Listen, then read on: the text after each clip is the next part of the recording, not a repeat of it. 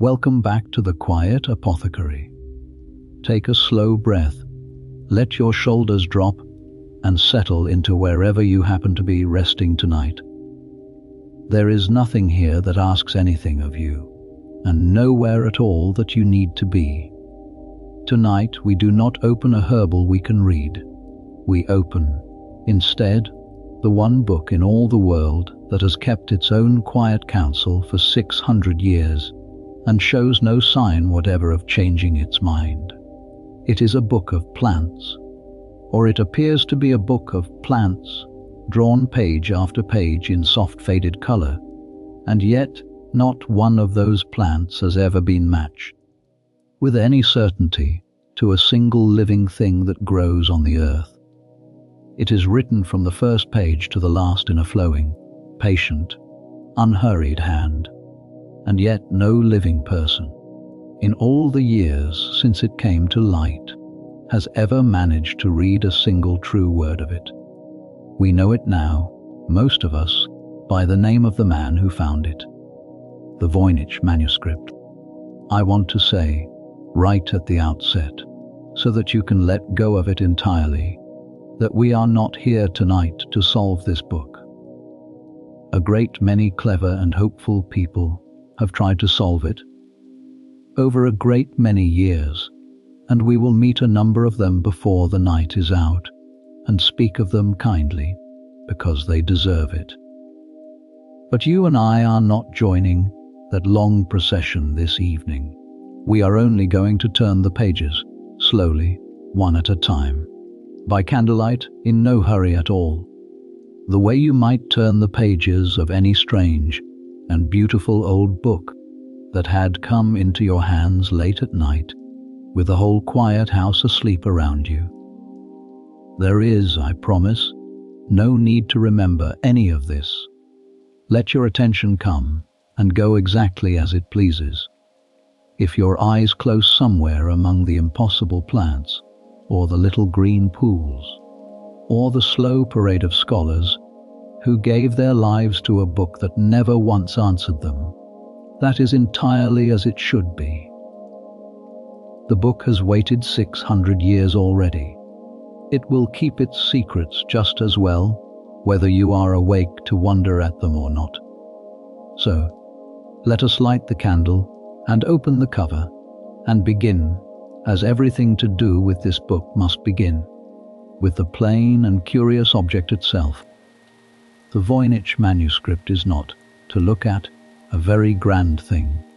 That is worth saying first, because its reputation has grown so large over the last century that people often imagine some vast gilded, jewel-clasped volume, the sort of book a king might chain to a lectern.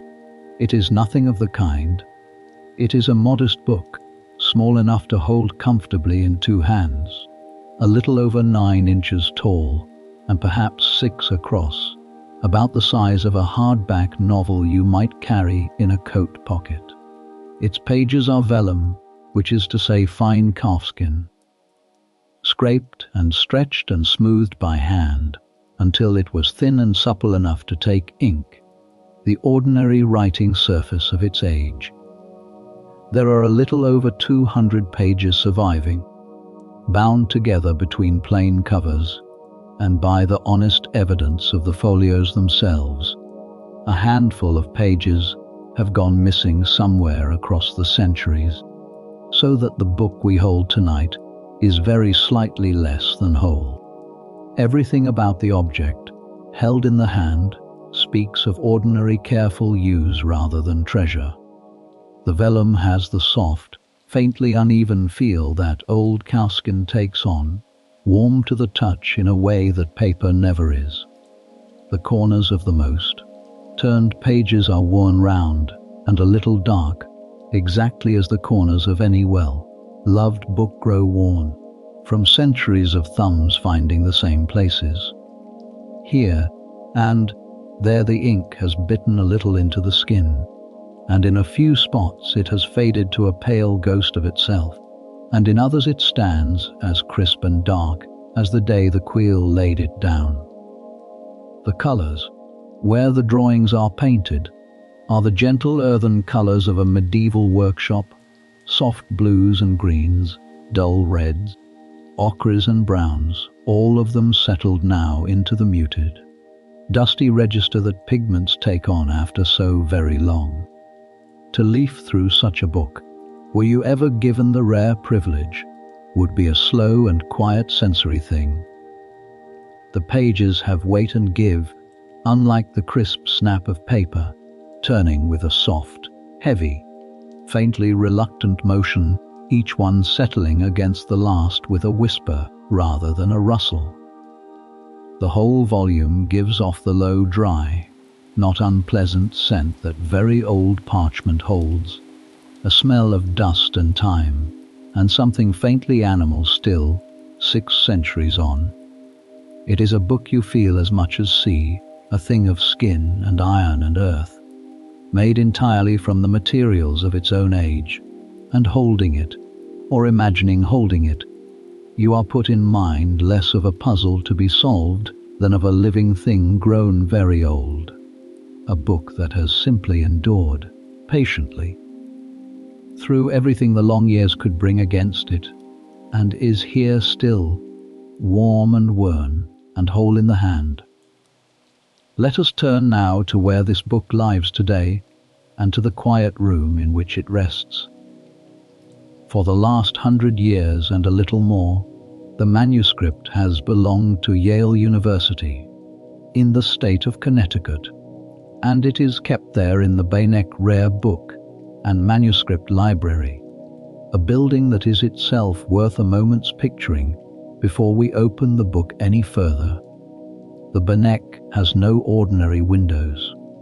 Its outer walls are made, instead of thin panels of white marble, cut so fine that on a bright day the daylight passes softly through the stone itself, filling the great hall with a warm, dim, honeyed glow that never falls harshly on anything within. At the heart of that hall stands a tall glass tower of shelves holding the library's rarest books, lit low and even, kept always at a steady coolness, the air itself watched and tended so that nothing ages faster than it must. It is, in its way, one of the most peaceful rooms that human beings have ever built for the keeping of old paper and older skin. And it is a fitting place for our book to sleep. Among the catalogue of that library, the manuscript carries no grand title of its own, for it has never had one that anyone could read. It is known simply and soberly as Manuscript 408, or in the shorthand of scholars, MS 408. That plain number, filed among thousands of others, is in its way a small comfort. Whatever wild theories have gathered around this book over the years, in the quiet order of the library, it is simply one more old volume, given a shelf, a number, and the same patient care as every manuscript around it. We turn now to the pages themselves, and to the way the book is put together. The folios of the manuscript are not all the same size, and this is one of its gentle peculiarities. Most of the pages are of an ordinary bookish shape, but scattered through the volume are larger sheets that have been folded down to fit, and that open outward when you reach them, unfolding into wide panels 2, 3, even several pages across. One of these foldouts, which we will come to much later tonight, opens into a great spreading diagram far larger than the book that holds it, and must be turned this way, and that to be seen whole. The maker of this book, whoever they were, clearly had more to draw in certain places than a single small page could hold, and simply reached for a wider sheet and folded it in. It is a very human touch, that reaching for more room, and it is one of the small details that makes the book feel less like a riddle and more like the honest work of a pair of hands. The writing runs across the pages in steady, even lines, flowing from left to right as our own writing does, wrapping neatly at the edges, filling the space around the drawings as water fills the space around stones in a stream. There is almost no sign anywhere of hesitation. Very few words are crossed out, very few corrections made, very few blots or false starts of the kind that fill most handwritten books of the age. Whoever wrote it wrote with the easy confidence of someone setting down words they knew well, in a hand they had used 1,000 times, and that quiet fluency is, as we shall see, one of the deepest of all this book's puzzles. But we are not puzzling tonight. Tonight we are only noticing, gently, how sure the hand was. Let us turn now to the ink and the color, and to how the drawings sit upon the page. In most of the book, a single plant, or a single diagram, sits at the center of the page, and the writing gathers around it and beneath it, as though the words were there to explain the picture, the way the text of any herbal explains its plants. The outlines were drawn first in a brownish ink, the same ink, it seems, that wrote the words, and only afterward were the colors brushed in, sometimes carefully within the lines, and sometimes a little outside them, in the slightly hurried way that color is so often laid over a careful drawing. In a few places the paint has flaked or worn, showing the confident line beneath, and in those places you can see very clearly the order of the work. First the pen, sure of itself, then the brush filling in. It is exactly the order a real herbalist's workshop would have followed, and it tells us, if nothing else, that this book was made the way real books were made, by people who knew what they were doing. Let us turn now to the gatherings of the book, and to the quiet marks that later hands have left upon it. Like most books of its kind, the manuscript is not a single stack of loose leaves, but a set of smaller bundles, each made of several sheets folded once and nested inside one another, and then these bundles sewn together in order along the spine. Scholars call these bundles quires, and the counting of them, and of which folios sit inside which, has become a small, patient study all its own, because a few of the quires appear to have been rebound out of their original order at some point in the book's long life, and 1 or 2 folios have gone missing altogether, leaving faint gaps in the flow of the drawings that a careful eye can still trace.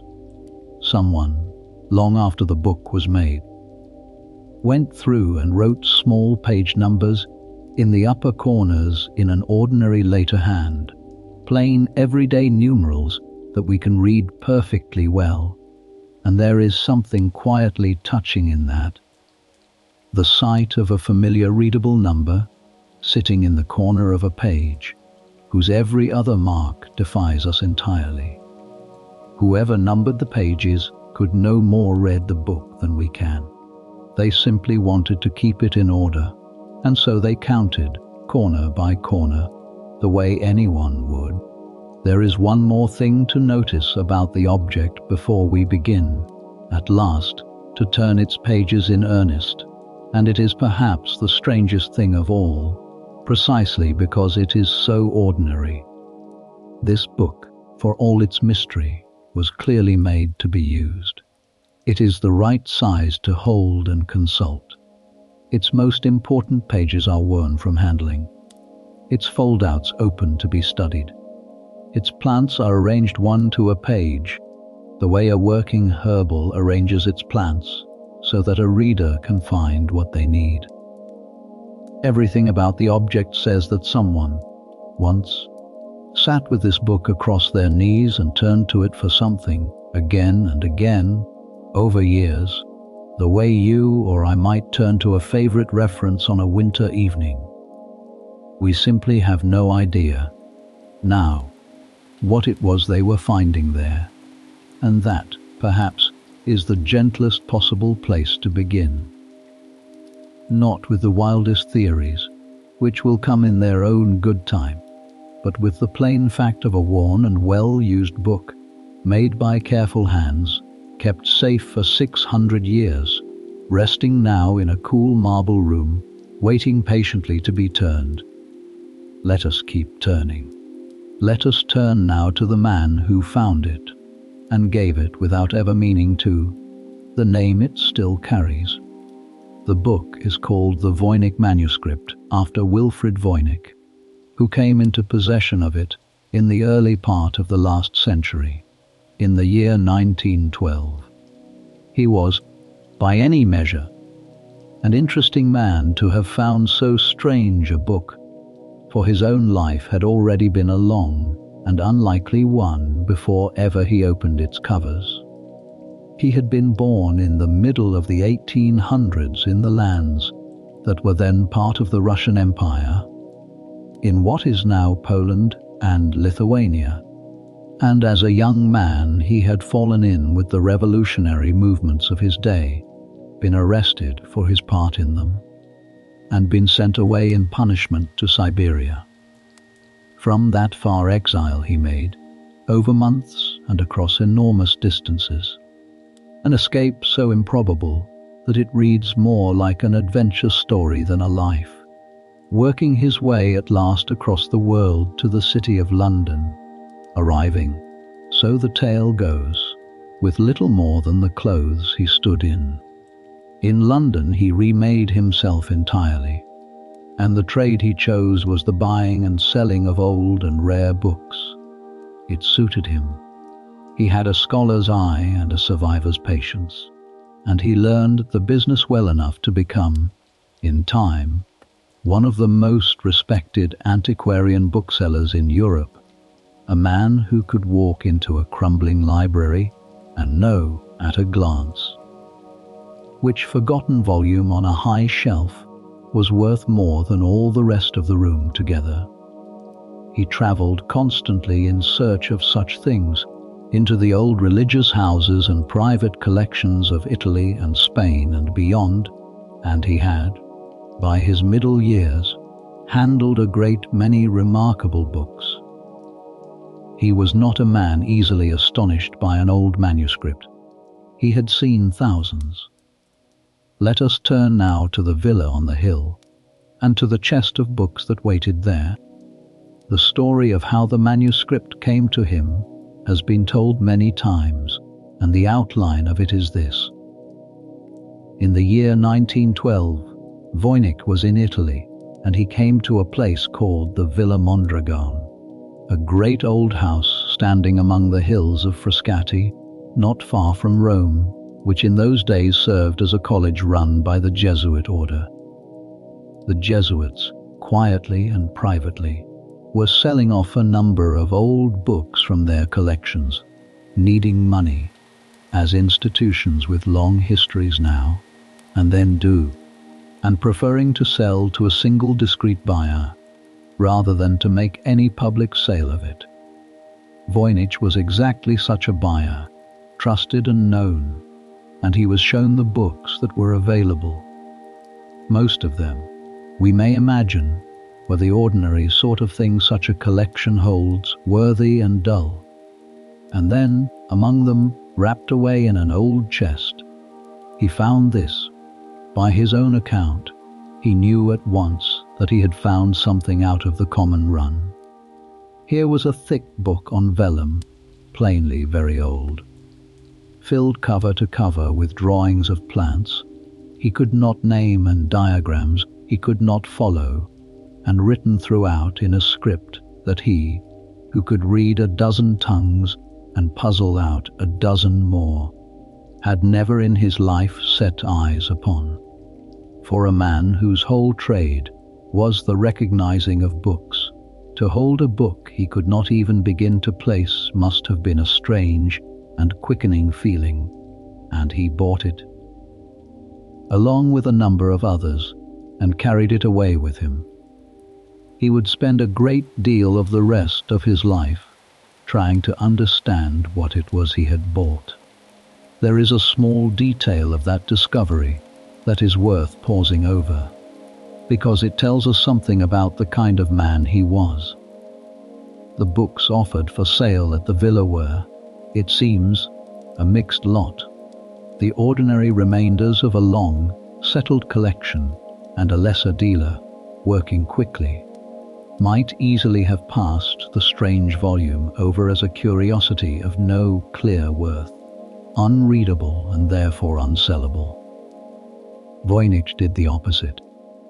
The very fact that he could not place it was, to him, the surest sign that it was worth having, for in his long experience the truly valuable book was almost never the one that announced itself. He trusted, in other words, his own unease, and bought the thing precisely because it unsettled him, and in doing so he rescued from a dusty chest a book that might otherwise have sat there another 100 years, or been quietly lost. It is a good reminder that mysteries are only preserved by people willing to be puzzled and unwilling to look away. We turn now to what he believed he had found, and to how gently we must treat that belief. Voynich came to think, as many after him would also come to think, that his manuscript might be the work of a famous mind. He fixed, in particular, on the idea that it might have been written by Roger Bacon, an English friar and philosopher of the 13th century, a man remembered for his wide curiosity and his interest in the hidden workings of nature, and a figure around whom, even in his own time, a faint air of secret knowledge had gathered. This attribution would have made the book far older and far more valuable than it has since proved to be, and it is easy, from where we sit tonight, to see the wish in it as much as the reasoning. But we should not be unkind about it. Voynich was working with what he had, at a time before any of the tests existed that might have told him better, and the guess he made was the guess that the small handful of clues then available seemed to point toward.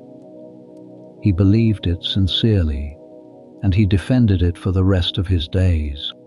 In his own mind, and in the papers he kept, he came to call it by a name that carried all his hopes within it, the cipher manuscript of the famous friar, and he treated it always as a treasure whose worth would one day be proven beyond doubt. He was, by every account, careful with it to the point of secrecy.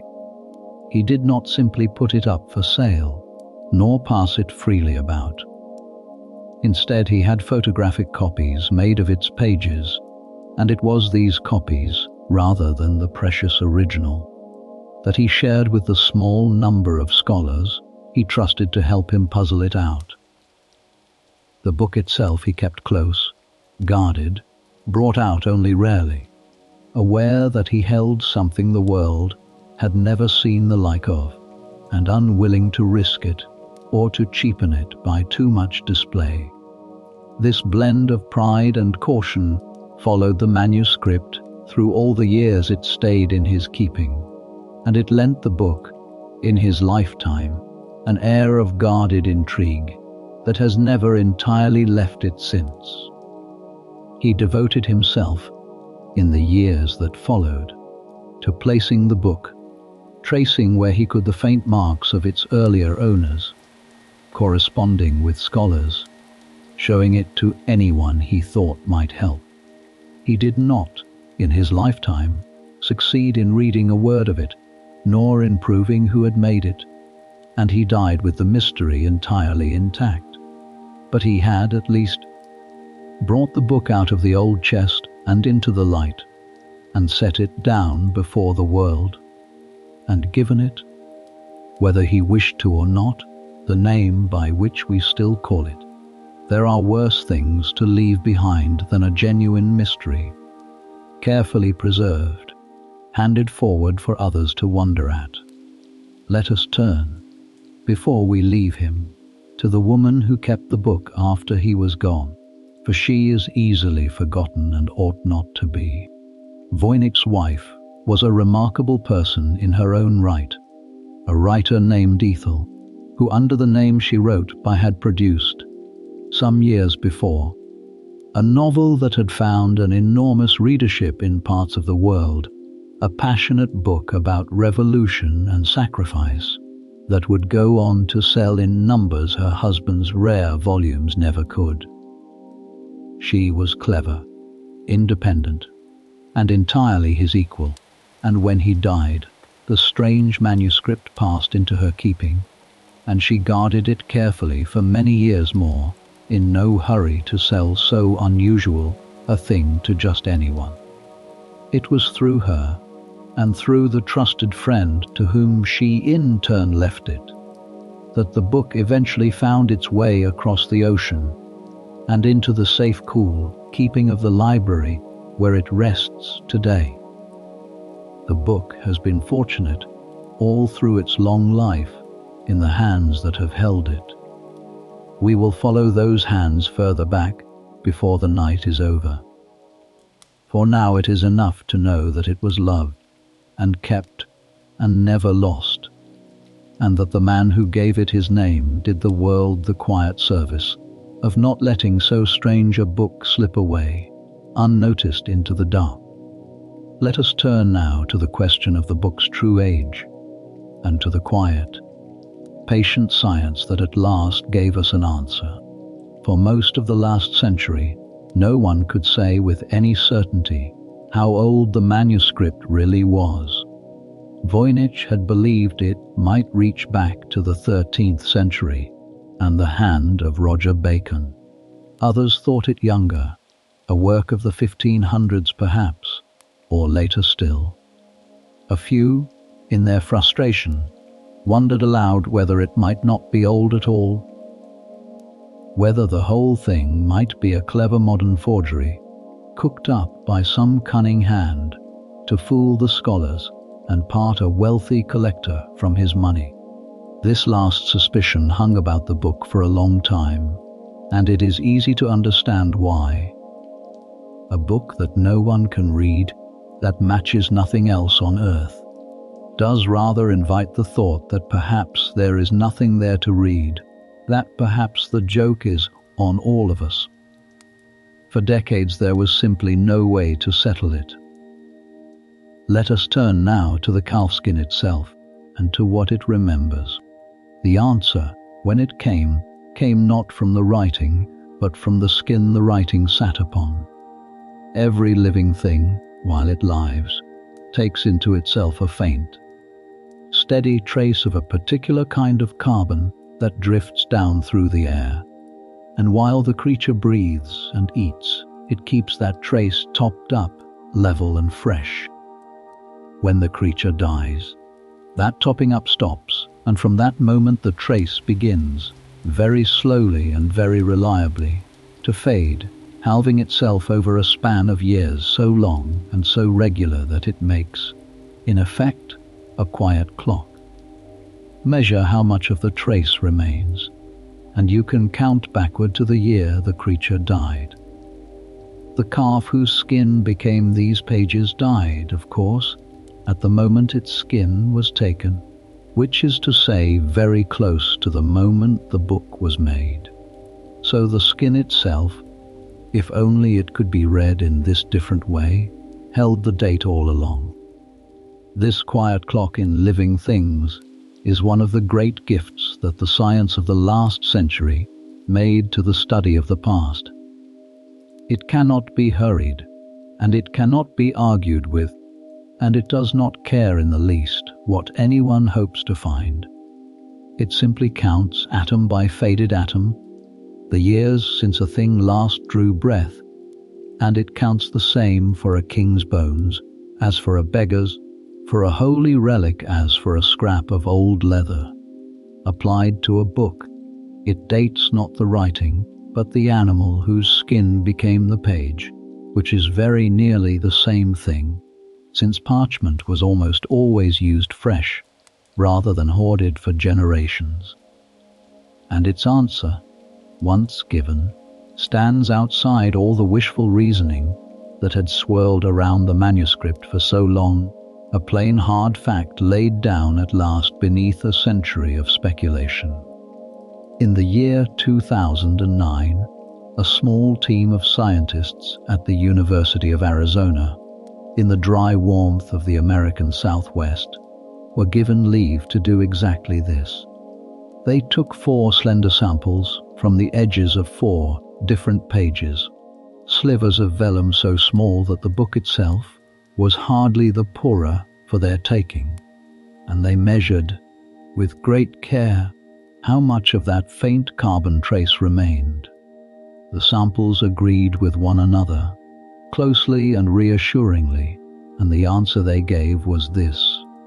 The calfskin of the Voynich Manuscript dates from the early years of the 15th century, somewhere in the span between roughly 1404 and 1438.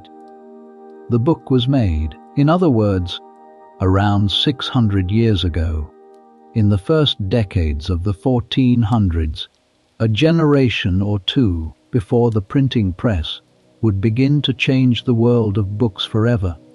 Let us turn now to what that quiet finding put to rest, and to what it did not. The first thing the dating did was to lay the ghost of forgery gently to rest. Whatever the manuscript is, it is not a modern trick. No forger of the last century or two could have obtained 200 pages of genuine, early 15th century calfskin, unused and blank, on which to work, for such a thing simply does not sit waiting to be bought. The vellum is authentically, probably old, and the ink, when it too was studied by a laboratory that specializes in such careful work, proved to be entirely of a piece with the age of the skin, an ordinary iron gall, ink of the kind scribes across Europe made and used in exactly that period, along with mineral pigments for the colors that were likewise unremarkable for their time. There was nothing anachronistic anywhere in the materials, nothing that belonged to a later century sneaking in where it should not be. By every physical test that could be applied, the book is exactly as old as it looks. Let us turn now to the ink and the colors, and to what a second kind of patient study found in them. While the calfskin was giving up its age, other careful hands turned to the marks upon it. A laboratory practiced in the study of very old inks and pigments examined tiny traces taken from the pages, and their findings sat comfortably beside the carbon dating rather than against it. The writing ink proved to be iron gall ink, the standard dark brown writing fluid of medieval and early modern Europe, made by steeping the small hard galls that grow on oak trees, where certain wasps have laid their eggs, and mixing the dark liquor of them with iron salts and a little gum. Scribes across the whole continent used exactly this ink for centuries, and there was nothing in the least unusual about finding it here. The colored paints, likewise, were the ordinary mineral and earth pigments of the age, the blues and greens and reds and browns that any working artist of the 1400s would have had ready to hand. Nothing modern, nothing anachronistic, nothing that should not have been there. There was one small and honest complication, which careful scholars have never hidden, and which we may note calmly and move past. In a few places the paint appears to sit slightly oddly, and a handful of researchers have wondered whether some of the color might have been added a little later than the original drawing, touched up by a subsequent hand. This is the sort of small uncertainty that gathers around any old and much handled book, and it changes nothing essential. The bones of the book, the skin, and the ink and the confident line beneath the color are all of a piece, all of the early 15th century, all genuine. If a later hand freshened a little of the paint, that hand too was working within the long life of an authentically old book, not conjuring a fake from nothing. What the dating did not do, and could not do, is tell us what the book says, or who wrote it, or why.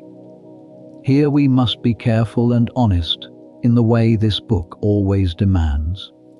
The carbon in the calfskin tells us only when the animal died, and therefore near enough when the pages were prepared.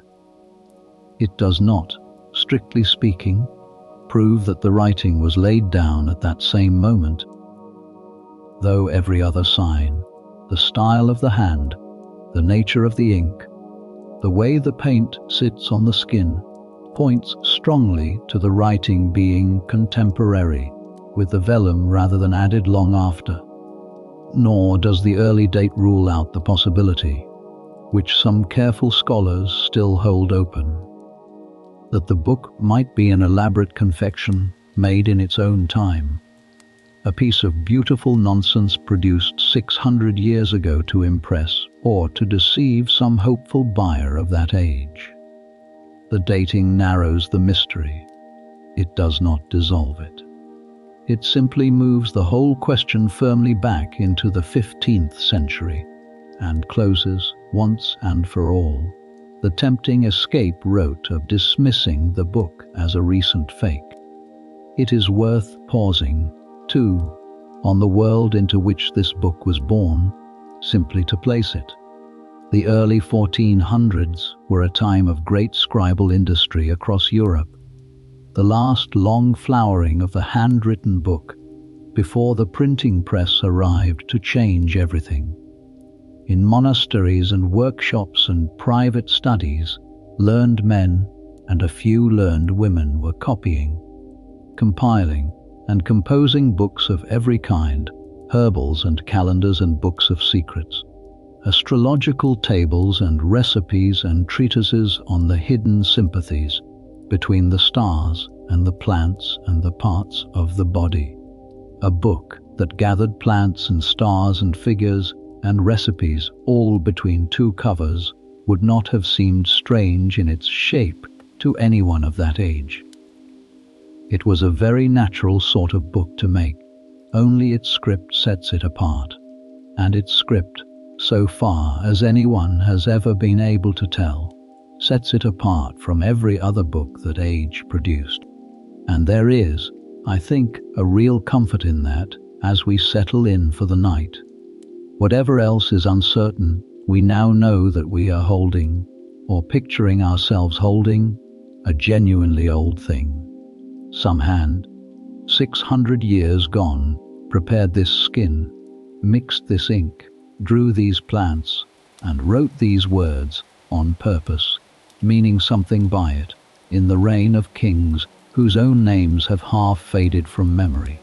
The mystery is not a modern amusement dressed up as an antique. It is a true one, as old as cathedrals, patient as stone, and it was already ancient before ever it reached the hands that would one day give it a name. Let us keep that quiet fact beneath us like a firm floor and walk on. Let us turn now, at last, to the pages themselves, and to the first and largest of the strange worlds the book contains, the plants. More than any other thing, the Voynich Manuscript is a book of plants. Well over 100 of its surviving pages are given over to them, each page holding, for the most part, a single plant drawn large at its center, root and stem and leaf and flower all together, with the flowing unreadable text gathered around and beneath it. In its whole arrangement, this is the plainest thing in the world. It is a herbal, or it is shaped exactly like one.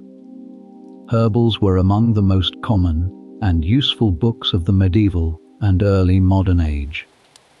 Careful catalogues of plants and their virtues, drawn so that a reader might recognize a herb in the field and know what it was good for. Anyone of that time who opened this book would have known instantly what kind of book it was meant to be. A book of plants and their uses. They would simply, like us, have been quite unable to read a word of it or to recognize a single one of the plants. Let us turn now to what a herbal was for, so that we may feel the full gentleness of the puzzle. In the ordinary run of things, a herbal existed to be useful. It set out the plants a healer or a housewife might need, drew them clearly enough to be recognized in hedge or garden, and told, in words, what each was good for and how it should be prepared, whether steeped as an infusion, boiled down to a decoction, pounded into a poultice, or set to steep in wine as a tincture. The pictures and the words worked together. The drawing to help you find the plant, and the text to tell you its virtue. Books of this kind were copied and treasured and handed down, because they held, between two covers, a real and practical knowledge that could ease a fever or close a wound. The Voynich Manuscript wears the exact costume of such a book. It has the plants, one to a page, drawn large and clear. It has the accompanying text gathered close around each drawing, just where the virtues of the plant ought to be written. It has, in short, every outward mark of a working herbal, and only two things missing, the two things that matter most. We cannot read the words, and we cannot recognize the plants, for that is the strangeness at the heart of the herbal pages, and it is worth saying slowly, because it is easy to hurry past and hard to quite believe. The plants in this book match nothing. Page after page, a plant is drawn with real care and confidence, given roots and leaves and blossoms, colored in soft greens and blues and reds, set down with all the assurance of a true botanical drawing. And yet, when the botanists come, as many botanists have come, and lean close over these pages, hoping to name what they see, the plants slip away from them. This leaf belongs to no plant that bears that flower. This root, bulbous and strange, coils beneath a stem it could never have fed. This blossom opens in a way no blossom on earth has ever opened. Here and there a single feature will seem, for a hopeful moment, to belong to something known, and then the rest of the plant refuses to follow, and the identification dissolves again. It is as though someone had drawn a whole garden from memory, or from a dream, a garden of plants that are almost, but never quite, the plants we know.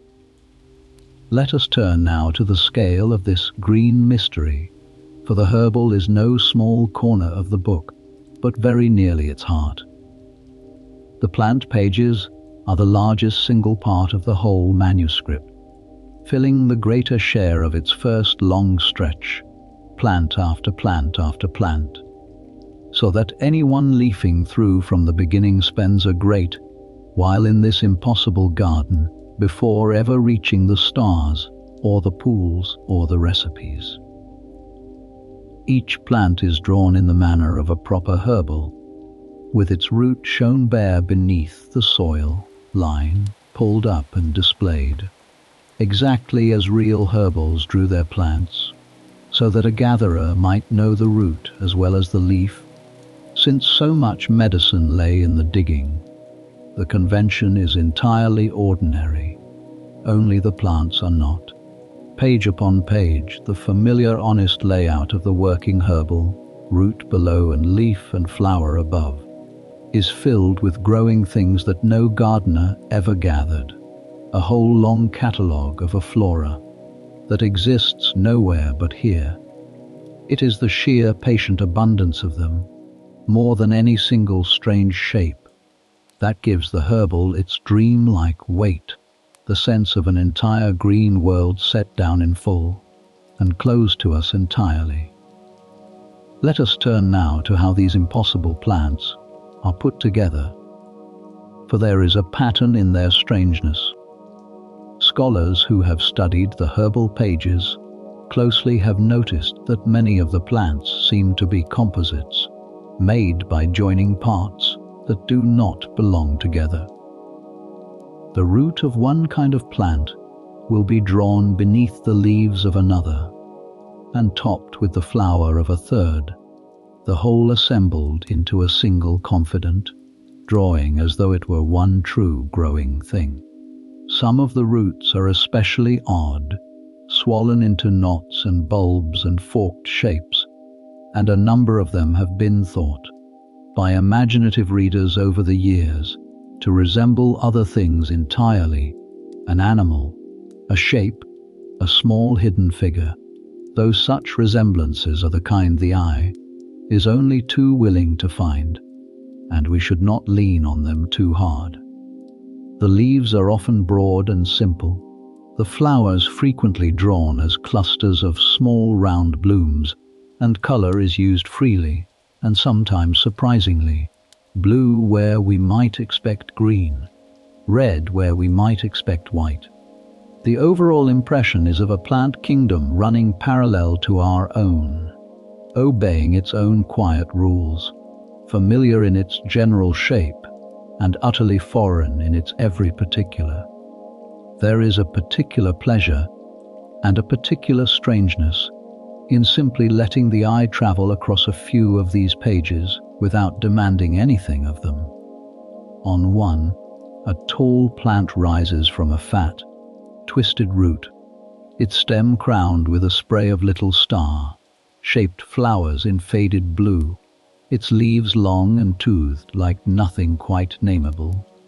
On another, broad green leaves fan out from a central knot, and from among them lifts a single strange bloom, drawn with such care that you feel certain the artist had a real thing before them, and yet no real thing answers to it. On a third, the root itself becomes the marvel, dividing and coiling below the ground into a shape that seems almost deliberate, almost meant, though what it might mean no one can say. Each page is its own small quiet world, complete and confident and closed. The artist never falters, never seems to doubt the plant they are drawing, never leaves a leaf unfinished or a flower vague. They knew, or believed they knew, exactly what these plants were. That certainty, laid down in ink 600 years ago, is perhaps the most haunting thing about the whole herbal, more haunting by far than any single strange shape upon the pages. We turn now to the different ways people have tried to make sense of this, told gently. For none of them is the answer, and we are not seeking the answer tonight. Some have supposed that the plants were drawn from real specimens, but drawn badly, or drawn from dried and crumbling samples, or copied and recopied from earlier books until, like a whisper passed too many times along a line, they had drifted so far from any real plant that they could no longer be traced back. Others have supposed the opposite, that the plants were never meant to be real at all, that they are inventions, decorations, the furniture of a book whose true content lay in the words and not the pictures, or in some hidden meaning that used the plants only as a kind of code or covering. Still others, more romantically, have wondered whether the plants might be real after all, but real in some far-off place whose flora the maker knew, and we have lost, or real in the maker's own imagination, a private botany grown entirely inside one human head. Each of these ideas explains some of what we see and stumbles on the rest. None has ever won the field. The plants remain, as they have always remained, beautifully and completely themselves, and stubbornly no one else's. and so we may simply walk among them. This evening, the way one walks in a strange garden at dusk, not troubling to name every plant, only noticing the shapes of them as they pass. This odd forked root, that spray of small blue flowers, this broad-ribbed leaf curling at its edge.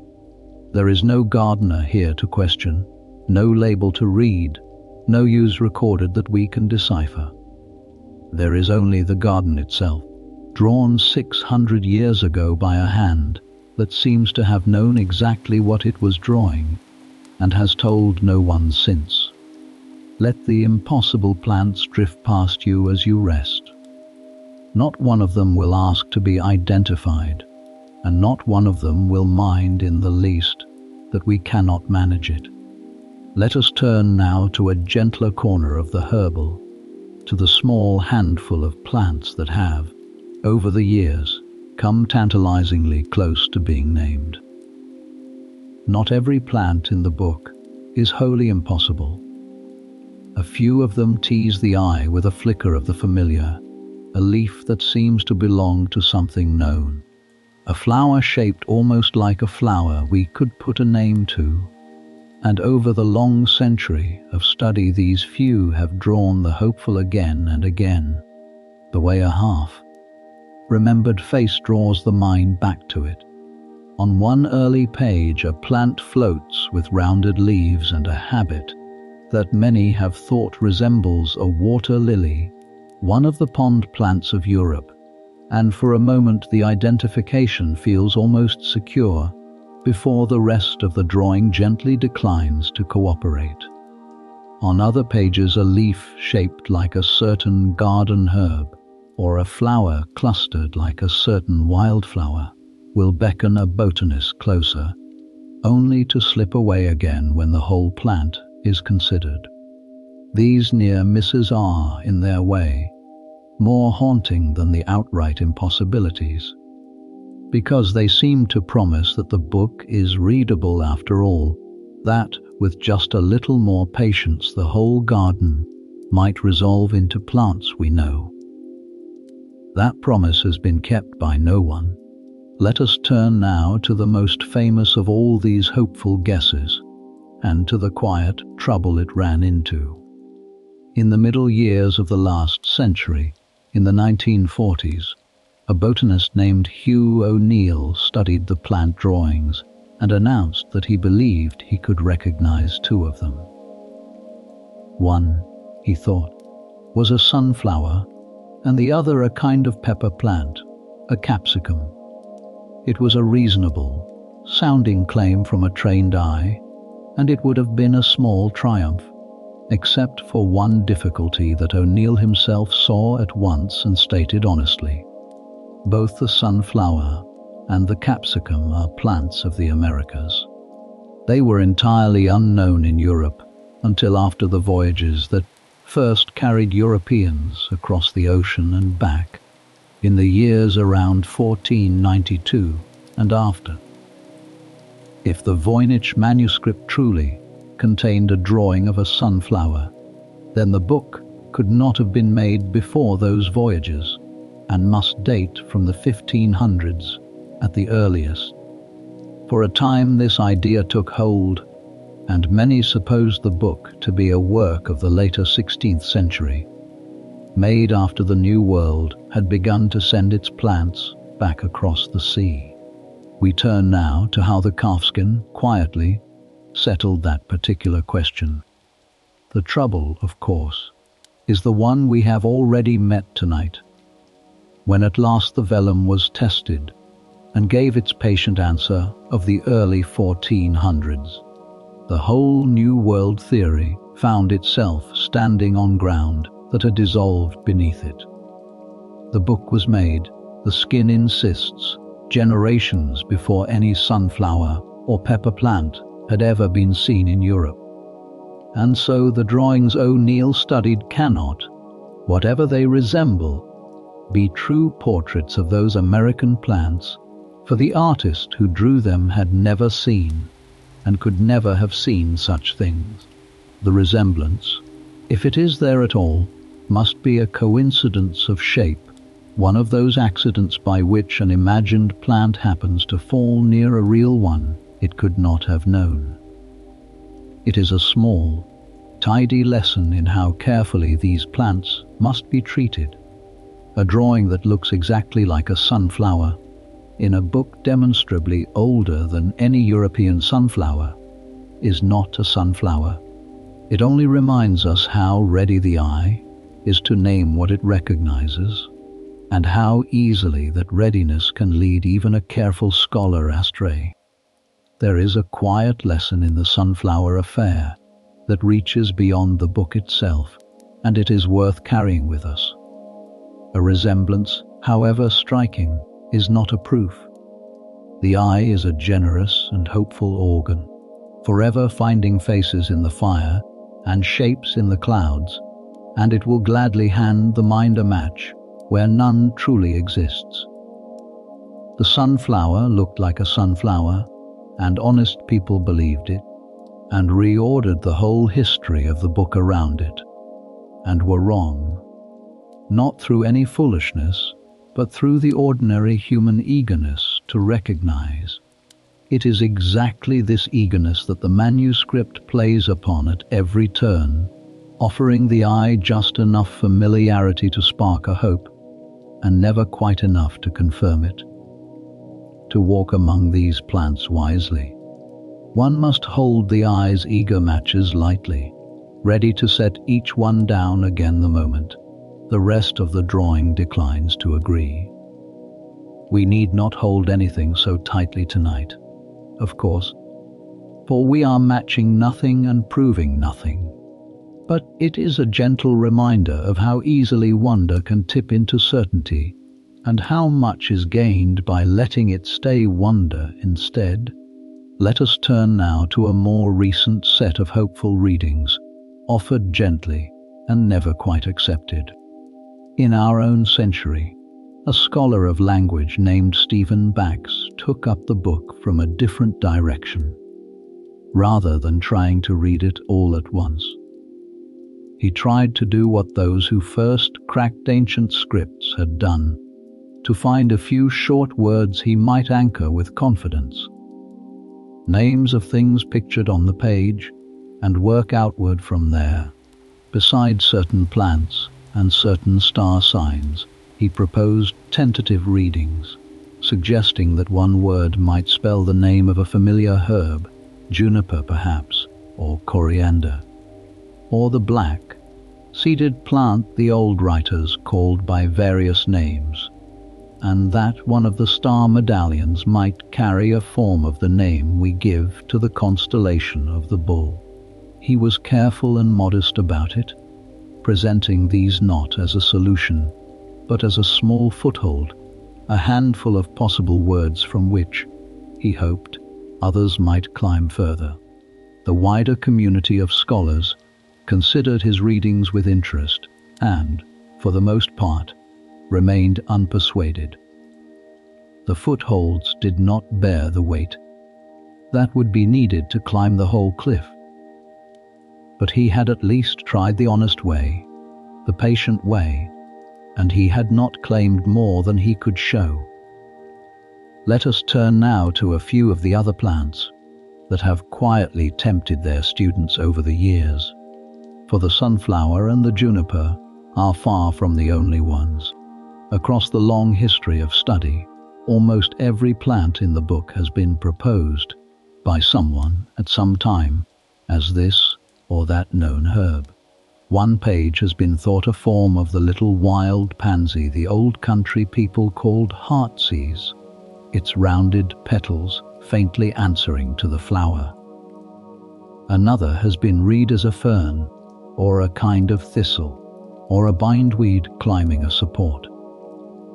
A page or two show plants growing from what look like small basins or containers, and these have been thought to represent water plants, or plants shown with their roots deliberately exposed. Each such reading has its moment of plausibility, and each in turn has failed to carry the day, because the same problem returns every time. A single feature agrees, and the rest of the plant quietly refuses. It is a little like trying to recognize a friend in a crowd by the color of a coat, only to find, on drawing near, that the face above the coat belongs to a stranger. The coat was right. Nothing else was. There is a thought that has occurred to many patient students, and it is a soothing one to hold. Perhaps these plants are not inventions at all, nor portraits of some lost foreign flora, but the far end of a long chain of copying. A real herbal, drawn once from life, is copied by a hand that never saw the living plant, and then copied again from that copy, and again, each scribe smoothing an unfamiliar leaf into a shape that made more sense to them, or misremembering a root, or blending two plants that sat near each other on a crowded page, until, after generations of faithful, drifting copying, the plants have wandered so far from their origins that no living botanist could ever walk them back. If that is what happened, then every impossible plant in the book is the ghost of a real one, worn smooth by too many careful hands, and the garden we are walking through tonight is a garden of echoes. It cannot be proven, but it is a gentle way to think of them.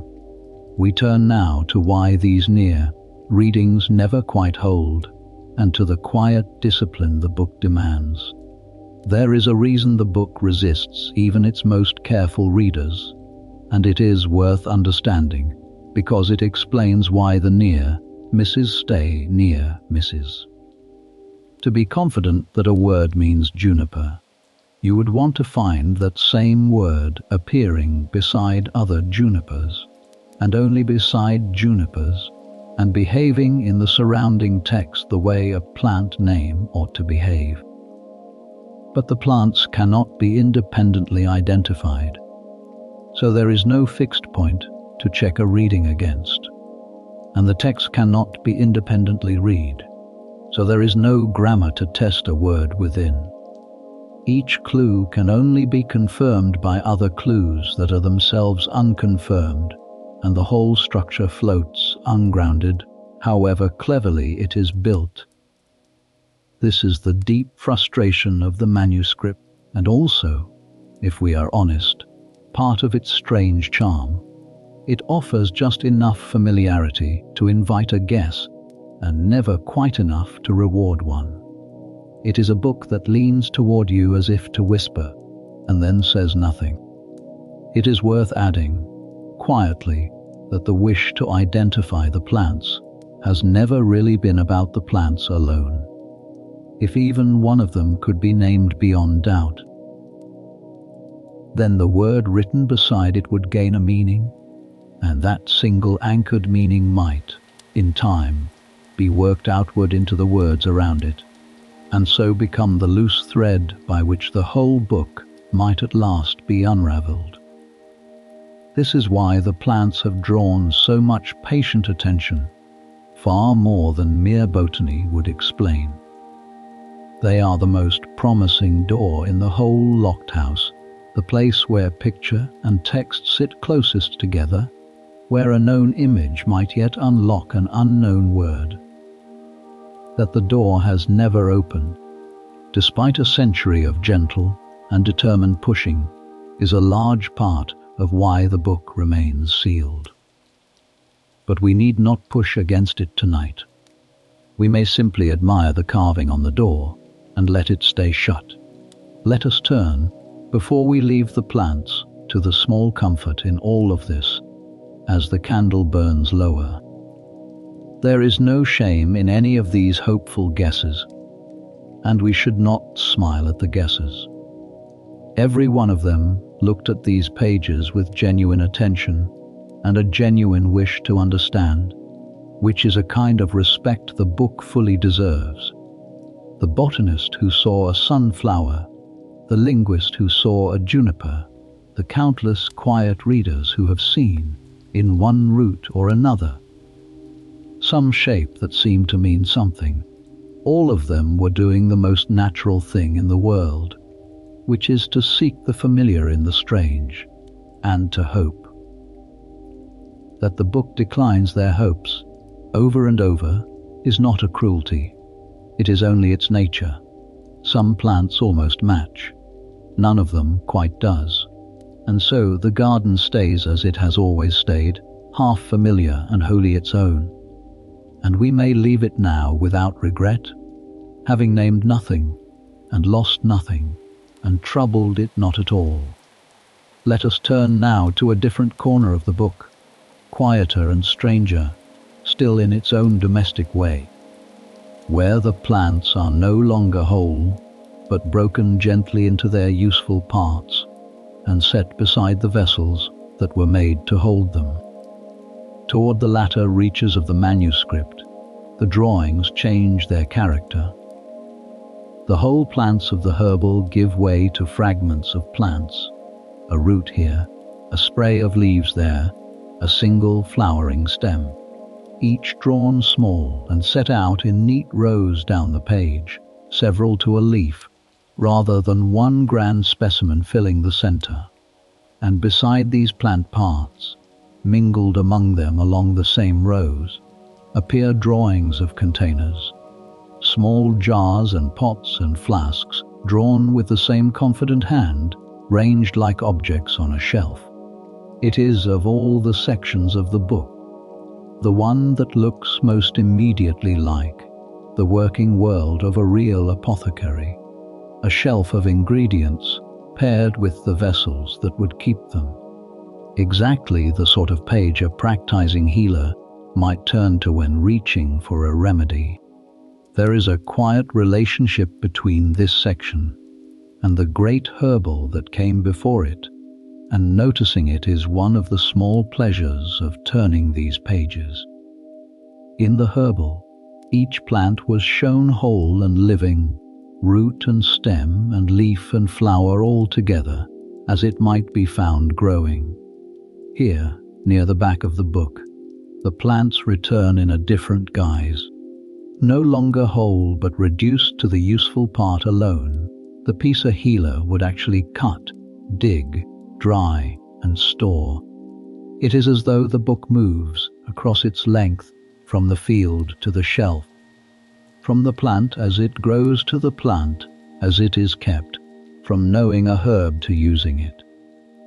Whether or not the same plants appear in both sections, and scholars have looked hard for matches without much success, the shift in spirit is unmistakable.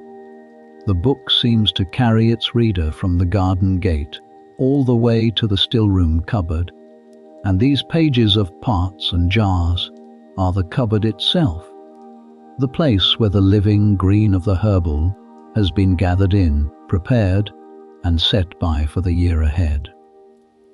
Let us turn now to the jars themselves, for they are among the few things in this whole book that we can recognize at once.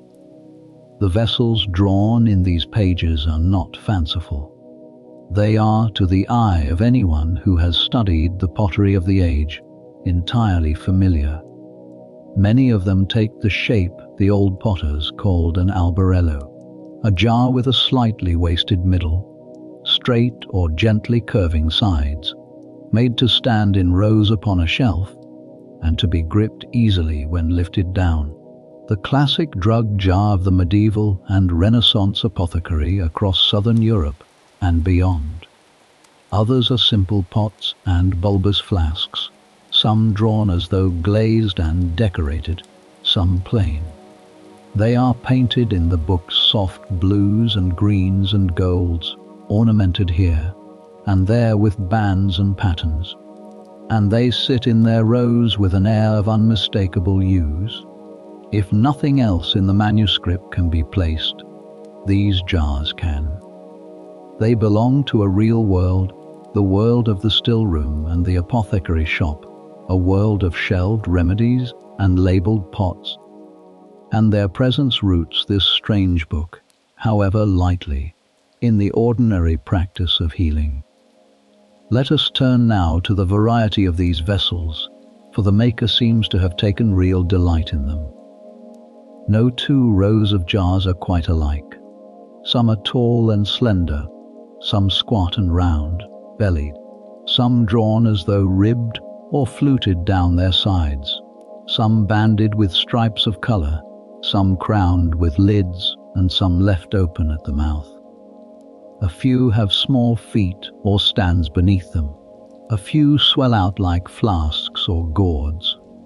Here and there a vessel is drawn with such particular care, such attention to its shape and ornament, that one feels the artist had a real and favorite jar somewhere before them as they worked, some well-loved pot from an actual shelf. Whatever else the maker of this book could or could not draw from life, they could plainly draw a jar, and drew a great many, ranged down the pages in their cheerful painted rows, like the contents of a real cupboard faithfully copied out. Of all the images in the whole strange volume, these homely vessels may be the most purely pleasing, asking nothing of the eye, but that it enjoy their honest, useful shapes. Let us turn now to what these familiar jars can quietly tell us, since they are among our very few footholds. Because the drug jar of this wasted shape was made and used in particular places and particular centuries, the jars in the manuscript offer one of the few small anchors the book allows. Vessels of just this kind were turned and glazed in great numbers in the workshops of Italy and Spain and the lands around the Mediterranean in exactly the centuries that surround the book's making. Painted in bright tin glazes and ranged along the shelves of apothecary shops from one end of Europe to the other, that the artist drew such jars and drew them accurately, sits comfortably with everything else we know, with a book made in Europe, in the early 1400s, by someone familiar with the working world of medicine. It does not tell us the exact town, or the exact hand, but it points softly in a direction toward the warm south of Europe and the ordinary shelves of the healing trade, and away from the wilder notions of distant lands and impossible origins. Sometimes the humblest detail in a mysterious book is the one most worth trusting, and a well-drawn drug jar is about as humble and trustworthy a detail as one could ask for. We turn now to what these pages most likely meant to do, told softly and without certainty. The natural reading of this section, and the one most scholars gently favor, is that it is a kind of pharmaceutical index, a pairing of prepared ingredients with the containers in which they would be stored or dispensed. Where the herbal showed the whole living plant, this section seems to show the plant reduced to the part that was actually used, the root dug and cleaned, the leaves stripped, the flowering top cut, alongside the jar that would receive it. Beneath and beside each little arrangement runs the same unreadable text, presumably naming the ingredient, or giving its measure, or telling how it should be kept. It has, in other words, exactly the shape of the practical end of a book of medicine, the part where the theory of plants becomes the practice of remedies. And like every other part, it withholds its words and offers us only the picture. A shelf of remedies, beautifully drawn, thoroughly labeled, and sealed to us as completely as a locked cupboard whose key was lost 600 years ago. There are only a handful of these pages, tucked toward the back of the book, and yet they carry a weight out of all proportion to their number, because they are the pages where the book most openly declares its purpose. A volume that pairs prepared herbs with drug jars is not a book of poetry, or of prophecy, or of idle decoration. It is, by every sign it gives, a book of medicine made for the making of remedies. Whatever else the herbal and the star wheels and the little pools may turn out to mean, these plain pharmaceutical pages keep pulling the whole book gently back toward the still room and the sick bed, toward the ordinary, patient, hopeful work of trying to make people well. It is a good thing to remember, when the wilder theories crowd in, that at its heart this may be nothing stranger than a healer's own working book, kept close, consulted often, and written in a private hand so that its hard-won secrets stayed the healer's own. Let us turn, to close this part of our evening, to the quiet pleasure of that shelf and to the rest it can give us. There is something deeply restful about these pages, precisely because they are so ordinary in their intent. Whatever wild theories the book has gathered, whatever grand mysteries hover about its script, here at least we are looking at nothing more exotic than a healer's shelf, jars in a row, herbs made ready, a working note written beneath each. It is the most human corner of the whole strange volume. The corner that says, more plainly than any other, that this was a book made to be used by someone for something in the small patient business of tending the sick. We cannot read the labels. We do not need to tonight. It is enough to picture the shelf itself, dim in candlelight, the jars standing quietly in their rows, the herbs within them long since crumbled to dust, and the book that catalogued them still here, still whole, still keeping its careful account of a still room that vanished 500 years ago. Let that quiet shelf stand in your mind as you drift. Jars in a row, waiting, asking nothing, keeping their contents to themselves. Let us turn now to what is perhaps the most dreamlike section of the entire book, a part so unlike the sober herbal that a first-time reader can hardly believe it belongs to the same volume. The little green pools. Deep in the manuscript, the plants fall away entirely, and in their place appear people. Small human figures, drawn simply, plump and rounded, and for the most part without clothing, stand and sit and recline in shallow basins and winding channels of colored liquid, water that the artist has painted in soft greens and blue-greens, the gentle color of a pond in shade.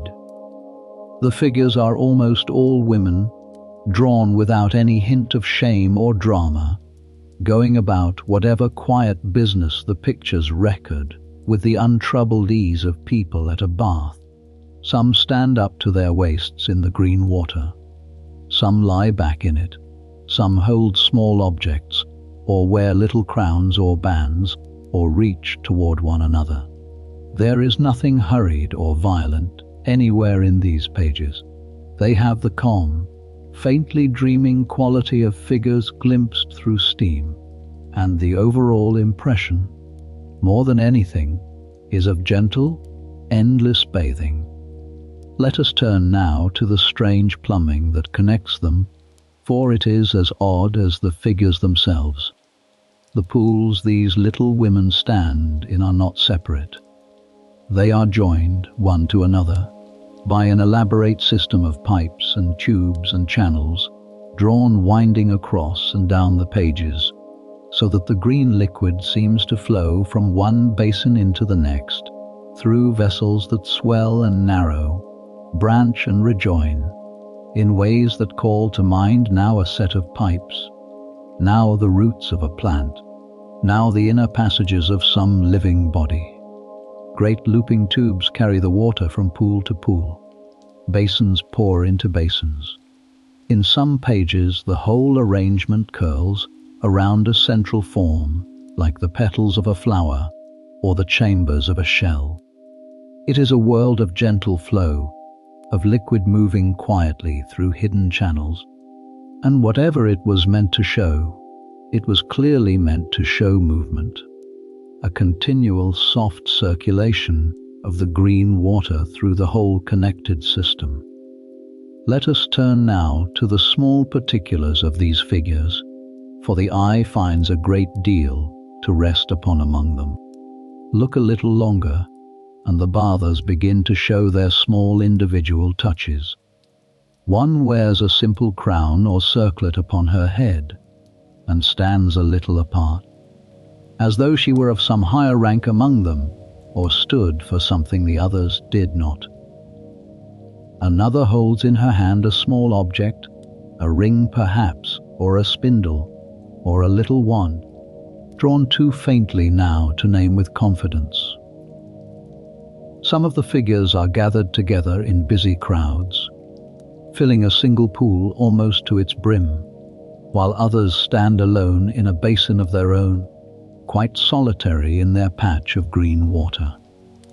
In a few of the pages the pools are arranged in a great descending sequence, one above another, the water flowing down from the topmost to the lowest through the connecting pipes, so that the whole page reads almost like a tumbling course of linked ponds seen from above. It is this quality of arrangement, of figures set deliberately within a designed system rather than merely scattered, that has kept scholars so long convinced that the section means something particular and is not, whatever else it may be, a mere idle doodling in the margins of a serious book. We turn now to the first and most soothing of the explanations offered for these pages, the one that keeps closest to the ordinary world, the gentlest reading, and one that many scholars have found reasonable, is that these are pictures of bathing for health, what the old writers called balneology, the science of the medicinal bath.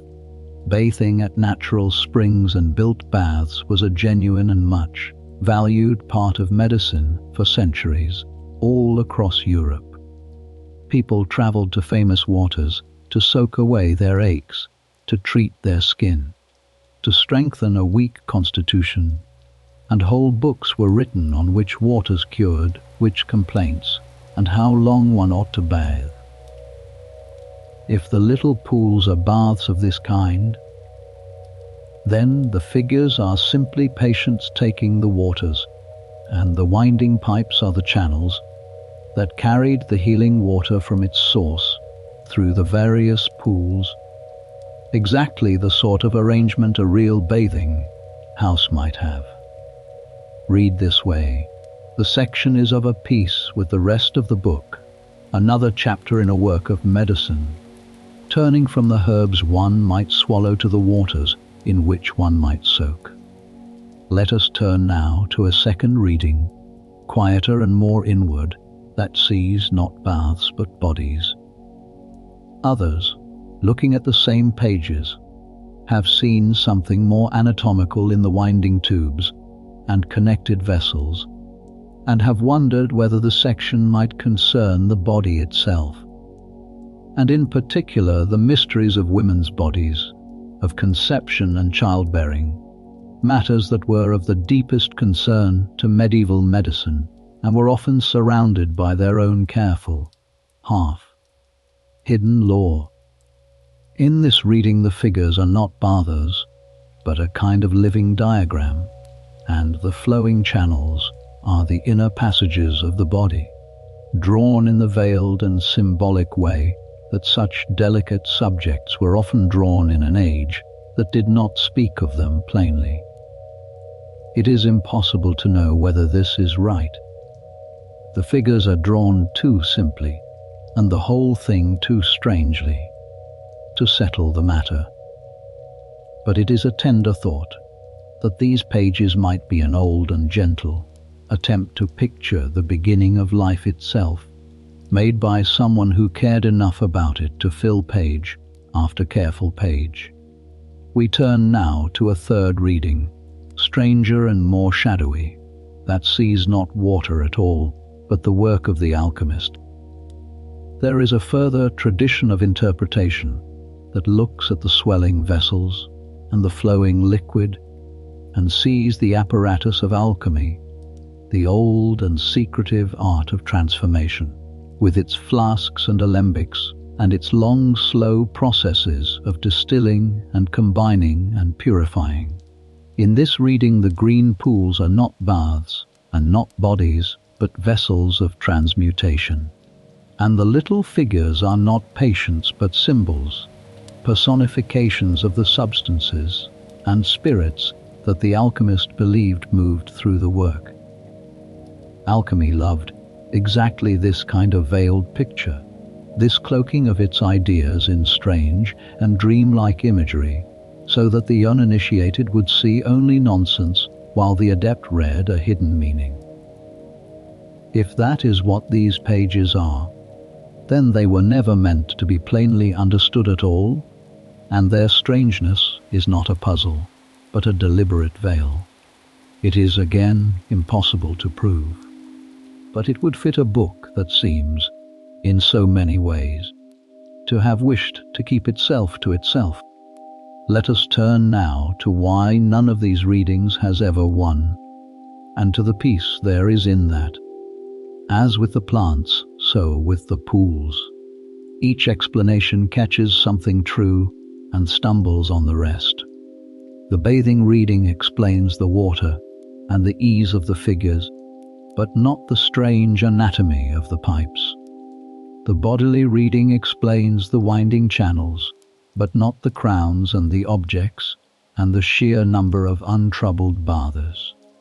The alchemical reading explains the secrecy, but leaves the whole thing floating in symbol, unprovable and unanchored. And so the little green pools remain, like everything else in this book, suggestive of a dozen meanings, and settled in none of them, a quiet dreaming world of water and figures that has been gazed at for 100 years and has given up nothing it did not wish to give. We may gaze at it too tonight and let it stay a dream. Let us turn now, for just a moment, to the color of the water itself, for it is one of the things people remember most about these pages once they have seen them. The liquid in the pools is painted in a soft, cloudy green, shading here and there toward blue, a color quite unlike clear water and quite unlike the sea, closer perhaps to the green of a still pond in high summer, or of certain mineral springs whose waters carry a faint tint of their own. Whether the maker chose that green to show a particular kind of healing water, rich with some virtue, or simply liked the color, or meant it to stand for something we can no longer guess, the effect on a modern eye is the same. It gives the whole section its dreaming, underwater calm, that sense of figures moving slowly through an element thicker and gentler than air. Of all the colors in the book, that soft pool, green is perhaps the most soothing, and it lingers in the memory long after the stranger details have faded. Let us turn, before we leave the water, to the simple restfulness of these pages, which is real whatever they mean. Whatever the truth of the little pools, there is no denying that they are peaceful to look upon. There is no struggle in them, no fear, no darkness. Only soft green water and rounded quiet figures, and the endless gentle flow of liquid through winding channels, on and on, page after page, like the sound of a fountain in a walled garden heard through a half-open window. If any part of this strange book was made to be restful, it might almost be this one, though its maker can hardly have intended, 600 years ago, that it would one day help a stranger drift towards sleep. Let the green water flow, then quietly through your mind as your thoughts begin to loosen. The little figures are in no distress. They have been bathing in that green and painted water for 600 years. and they will bathe there still untroubled, long after you have slipped away into your own quiet dark. Let us turn now from water to sky to another of the book's separate worlds, where the plants and the pools give way to circles, and the circles fill with stars. In several places, and gathered especially into one stretch of the manuscript, the pages open into great circular diagrams, wheels within wheels, drawn to fill the whole leaf, and sometimes to spill across a foldout wider than the book itself. At the center of these wheels sit suns and moons and stars, and around them ring band after band of smaller shapes and figures and unreadable words, curving with the circle so that to read them, if one could read them, the book would have to be turned slowly round and round in the hands. These are the astronomical pages, or the astrological pages, for in the age that made this book the study of the stars and the reading of their meaning were one single art, and no one thought to separate the mapping of the heavens from the divining of their influence upon the earth below. Let us turn now to the suns and moons that sit at the heart of these wheels. The heavenly bodies in these diagrams are drawn with a certain gentle charm.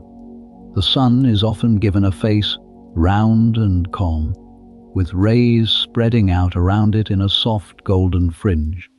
The moon appears as a crescent, sometimes also faced, cradling the dark of itself within its bright curve. Stars are scattered in bands and rings, drawn as small, many pointed shapes, some with trailing tails like tiny comets, some plain. There is nothing frightening in any of it. The heavens of this book are a friendly, decorated place, closer to the painted ceiling of a quiet chapel than to any cold and distant void, and the whole impression is of a maker who found the sky a source of order and comfort rather than of dread. There is a particular charm, too, in how these heavenly bodies are colored and drawn, for they carry none of the cold precision we now expect of an astronomer's chart. The stars are plump and hand-drawn, each one a little different from its neighbors, some fat and some thin, some trailing a wisp of a tail, scattered across the rings with a slightly uneven, human generosity rather than a mathematician's exactness. The suns wear their rays like soft golden manes. The moons cup their own shadow tenderly. It is the sky as a person might paint it who loved the sky, rather than one who merely measured it, and there is a warmth in that which the great precise star, charts of later ages, for all their accuracy, somehow lost. To look at these wheels is to feel a little of the affection their maker seems to have felt for the heavens, an affection quite untroubled by any need to get every star exactly in its place. We turn now to the ring of little figures and to the signs of the zodiac hidden among them. The most remarkable of these circular pages are a set that show, at their center, a single recognizable emblem, and around it a great ring of small human figures, each one standing in its own little niche or medallion, and each, in many of them, holding a star. And here, at last, we meet something we can partly recognize, for the central emblems are the signs of the zodiac, the old familiar circle of the year, a bull, a pair of fishes, an archer drawing his bow, a crab, a lion, a maiden, a scorpion, the scales, the twins, the horned goat, the ram, the water bearer pouring out his stream. The 12 signs that have divided the year and the sky for thousands of years appear here, just as they appear in countless other books of the age.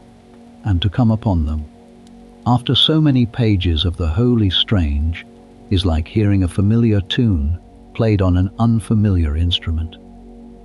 We know this circle. We have always known it. Only the words around it stay closed to us.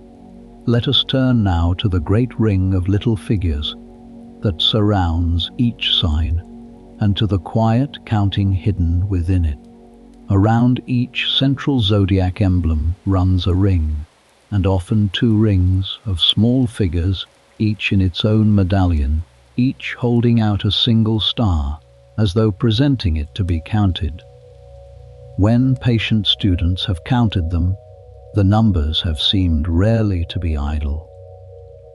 Around several of the signs, the little figures number close to 30, which is close to the number of days in a month, and this has led many to suppose that the whole design is a kind of calendar, each star holding figures standing for a single day, the ring of them making up the days of the month over which that sign of the zodiac presides. Two of the signs, moreover, appear twice over, drawn on separate pages, as though a single month had been divided between two leaves for want of room to fit all its days upon one, and this too fits the reading of a calendar carefully worked out and carefully drawn. Whether or not the counting means precisely this, there is a real pleasure in the thought of it, a whole year laid out as rings of small figures, each holding up its own day like a little lantern, the months turning slowly round the wheel. Let us turn now to a small and precious detail hidden among these star wheels, one of the very few readable things in the entire book. Beside some of the zodiac signs, written small in the margins, are words that we can, in fact, read. They are not written in the book's own flowing script, but in an ordinary hand of the age. Plain letters of the sort used across Europe, and they appear to be the names of the months, set beside the star signs that belong to them, the way a calendar would pair each sign of the zodiac with its season. The forms of these month names have the look of a southern European tongue, a dialect of the old lands of what is now France and its warm borderlands, and though scholars argue gently about exactly which dialect and exactly what it proves, the mere fact of them is a small marvel. Here, in a book that resists us at every turn, someone once wrote a handful of plain, readable, human words, the names of the months, in a language we know, tucked quietly beside the stars. Whoever they were, whenever they did it, they left us a tiny open window in an otherwise sealed house, and through it we glimpse, just for a moment, the ordinary turning year behind all the strangeness. May, October, the same months you and I still count by, written 600 years ago beside the same old stars.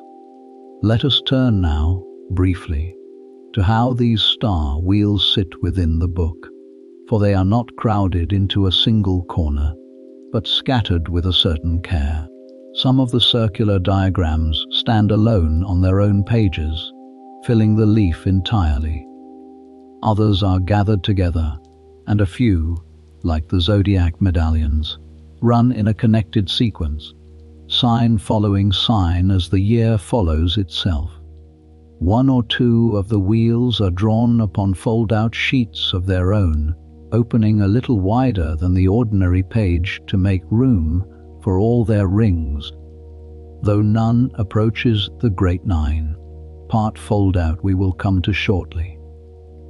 Taken together, they form one of the largest of the book's several worlds, a whole quiet firmament of painted suns and cradled moons and star, holding figures, turning through the middle of the volume, between the plants that come before and the stranger sections that follow.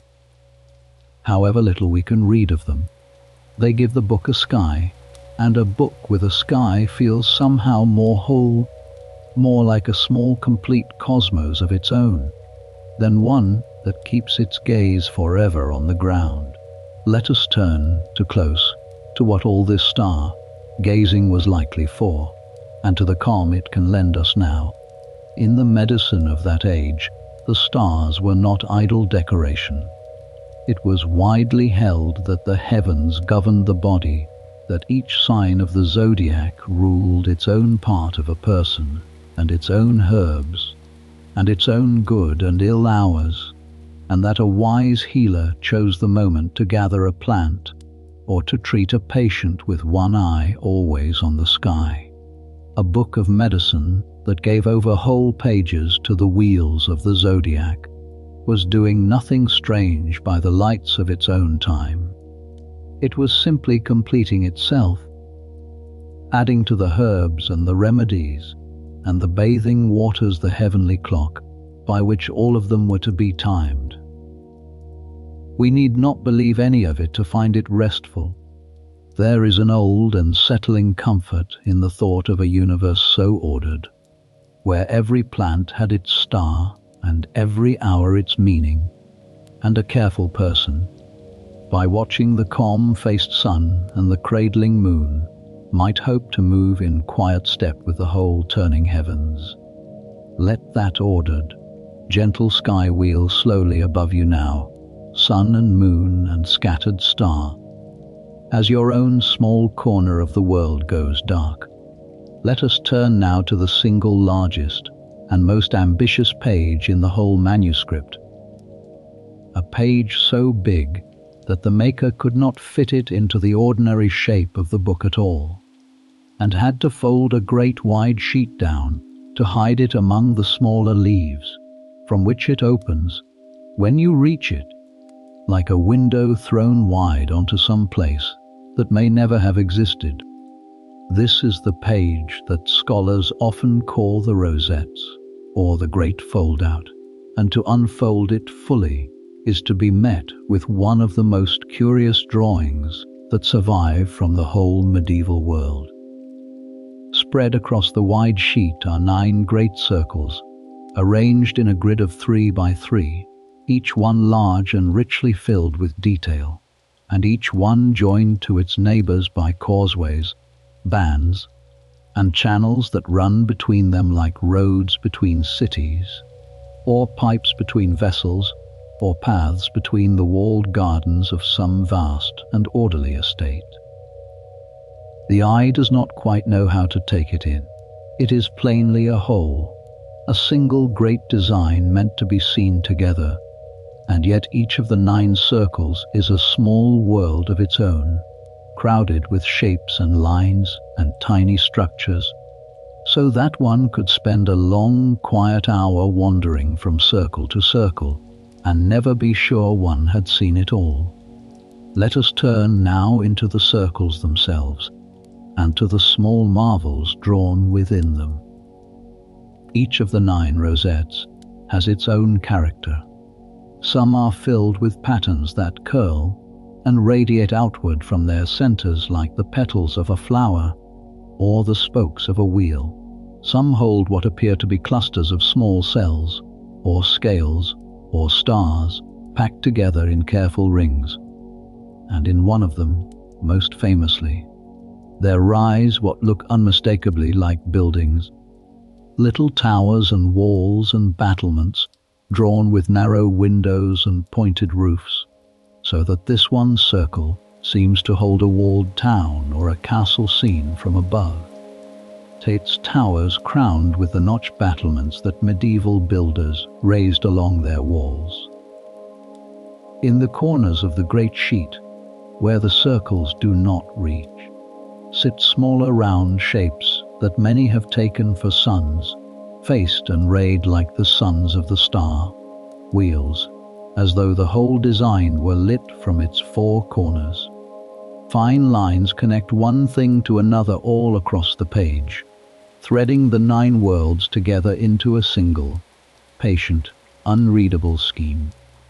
Let us turn now to the simple physical wonder of handling such a page, before we go further into its meaning.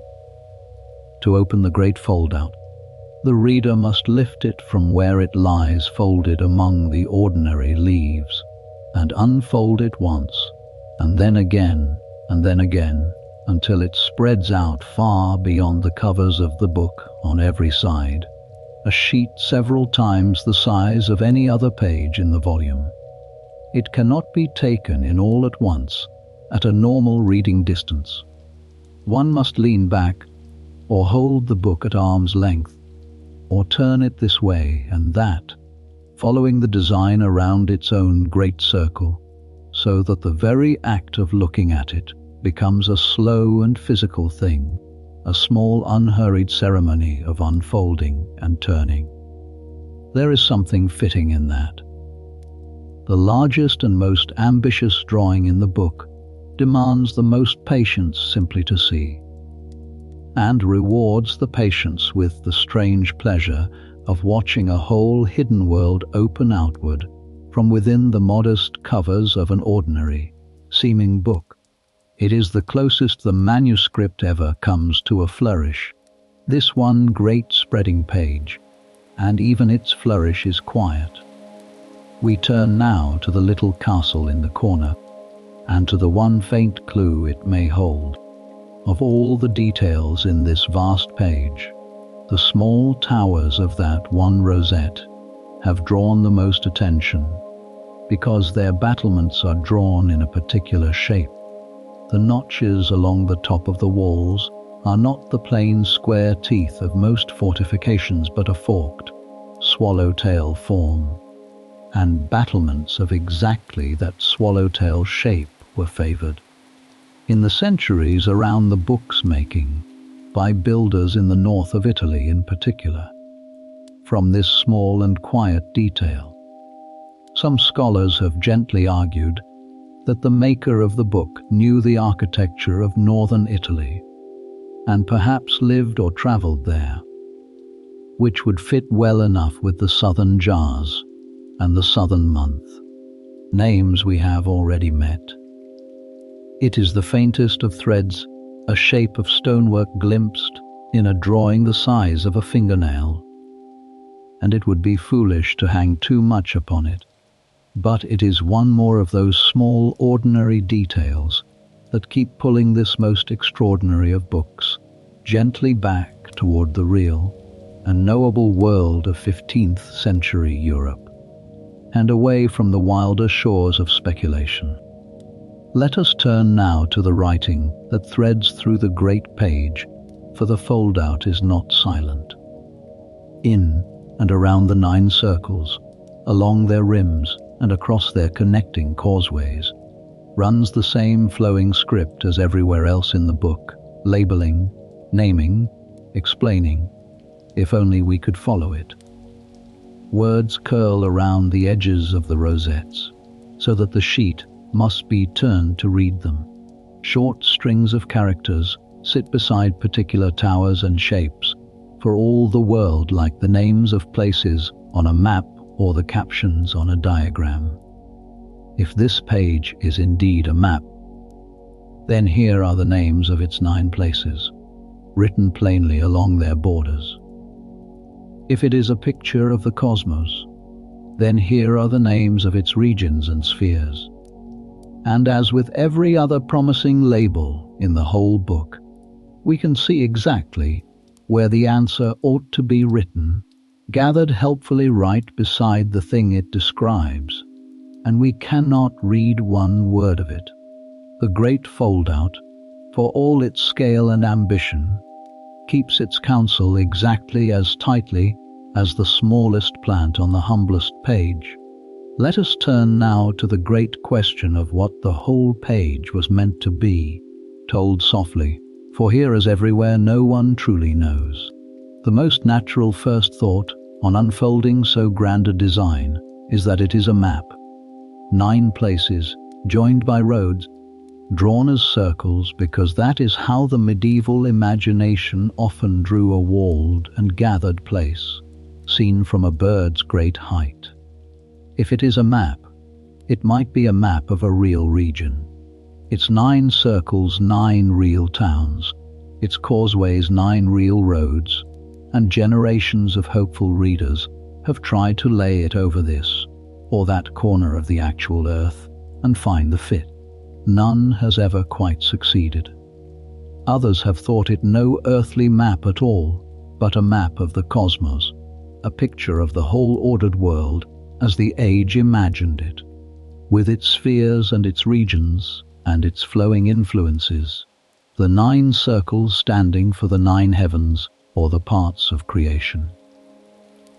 Still others have seen in it something more inward and symbolic, a diagram of some idea or process rather than any place, physical or heavenly. As with every other part of the book, the design is rich enough to support all these readings and generous enough to confirm none of them.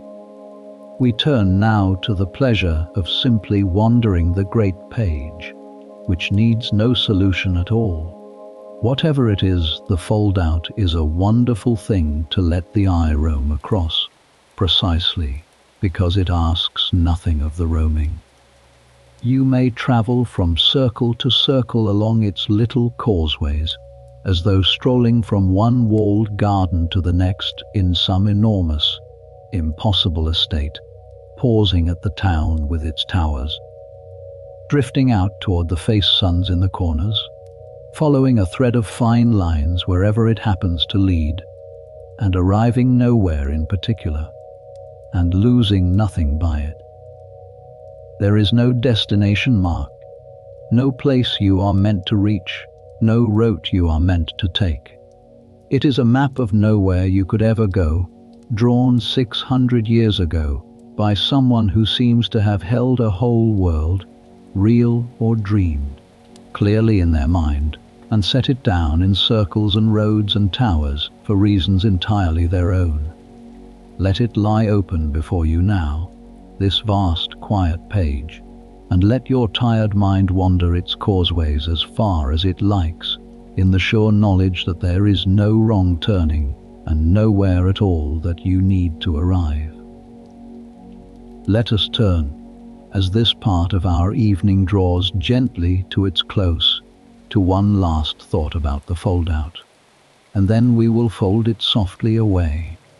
It is worth remembering that someone made this. Someone chose a sheet far too large for the book and folded it down with care and drew upon it, circle by circle and tower by tower and causeway by causeway, a design of such patience and completeness that it must have taken many quiet hours, perhaps many days, to finish. Whatever it meant to them, it mattered to them, enough to warrant all that labor and all that ink.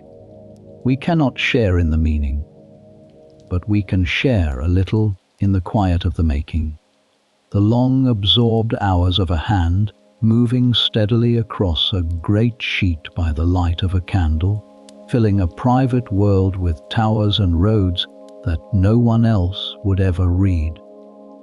There is a peace in that image that outlasts every unanswered question, and it is a good one to carry with us as we fold the great page away and turn toward the last of the book's strange sections. Let us turn now to the very end of the manuscript, to the pages where the pictures cease altogether, and there is nothing left but words and one small friendly star repeated down the margins. After the plants and the pools and the wheels of stars, after the great foldout has been folded away, the book comes at last to a stretch of pages quite unlike anything before them. Here there are no drawings at all. The pages are given over entirely to text, close written and dense, running in short blocks down the leaf, paragraph after small paragraph, with no plant or figure or diagram to break them. It is on first sight the plainest part of the whole book, and in its way the most daunting, for without a single picture to lean upon, the eye has nothing at all to hold to, nothing but the endless flowing script, marching on and on down page after page in perfect, unreadable order. Let us turn now to the little stars in the margins and to what they most likely mean. The one thing that breaks these pages, and breaks them in a most telling way, is a small mark set in the margin at the start of each short block of text. It is a little star, or sometimes a small flower, drawn simply and repeated hundreds of times, once at the beginning of each little paragraph, running in a neat column down the outer edge of every page. And this small repeated mark is, to anyone who has looked at the ordinary handwritten books of that age, immediately familiar, for it is exactly the kind of mark that scribes used to separate the individual entries in a list, and above all in a list of recipes. A medieval recipe book, whether of cookery or of medicine, very often set out its receipts just this way, one after another down the page, each one begun with a small star or a flourish or a colored initial to mark where the last had ended and the next began. To see that same humble mark here, faithfully repeated down page after page, is to feel almost certain that we are looking at a list of some hundreds of short entries, each one a separate small piece, a recipe, a rule, a note, a receipt. Let us turn now to the sheer number of these small entries, and to what that number quietly suggests. When the star-marked blocks are counted across all the pages of this final section, they run to many hundreds, one small paragraph after another, each begun with its patient star. That is a great many separate entries, far more than a book of grand theory would need, and exactly the kind of quantity a working collection of remedies tends to gather over years of use. Real recipe books of the age grew in just this way, a receipt added here, another copied in there, until a single volume held hundreds of short practical entries, each one a small tested piece of knowledge worth keeping. The mere abundance of these blocks, their steady accumulation down page after page, has the feel of a collection built up slowly and lovingly, rather than a single flowing argument written straight through. It looks, in short, less like a treatise and more like a store, a great gathered heap of small useful things, each marked and kept in its place. We turn now to how the writing itself changes in these final pages, in a way that has puzzled the careful. Those who have studied the script most closely have noticed that the text of this recipe section does not read quite the same as the text of the herbal pages at the front of the book. The words are put together a little differently, certain characters favored here that were rare there, certain habits of spelling shifting between the two. It is as though the same strange language were being written in two slightly different dialects, or by two slightly different hands, or at two slightly different times. We will come to this curious doubleness more fully a little later tonight, when we turn to the script itself, for it is one of the deepest of all the book's puzzles. For now it is enough to notice that even here, in the plainest and most picture, less part of the whole volume, the book keeps a small surprise in reserve, a quiet shift in its own inner voice, as if to remind us that nothing about it is ever quite as simple as it first appears. We turn now to what these pages seem to be, and to how completely they keep it from us. If the star-marked blocks are indeed recipes, then this final section is the practical heart of the whole book, the place where all the herbs and the stars and the waters were meant to come together into actual instructions. Do this, take that, mix so much of one thing with so much of another. It would be the section a healer turned to most often, the working end of the book, the answers rather than the ingredients. And it is, of all the sections, the one that keeps itself most completely closed. for it offers not a single picture to help us in, only the small star, the short block, and the flowing script we cannot read. We can count the recipes, or what seem to be recipes.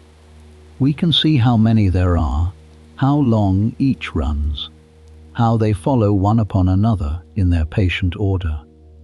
We simply cannot read one single instruction among the whole many hundreds of them. It is a cookbook sealed shut, a book of answers written in a tongue that gives up none of its answers. Let us turn now to the particular sadness, if it is a sadness, of a book of remedies we cannot use. There is a gentle poignancy in this section that the rest of the book, for all its strangeness, does not quite have. The impossible plants are a wonder, and the little pools a dream, and the Great Foldout a marvel, and we can enjoy all of them purely as things to look upon, without needing them to be of any use. But a book of remedies is different. A remedy exists to help. Each of these hundreds of small entries was written, most likely, because someone believed it would ease a real ache, close a real wound, quiet a real fever in a real body 600 years ago. Whatever knowledge is locked in these star-marked lines was knowledge meant to do good, gathered and guarded and set down so that it would not be lost.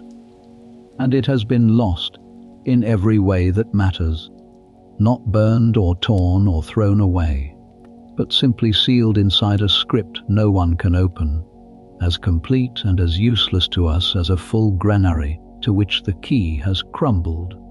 If any part of the book invites a moment's quiet wistfulness, it is this one, and there is no harm at all in feeling it softly before we let it go. And yet even here we may find our way back to peace, for the loss, though real, is a very old and very gentle one.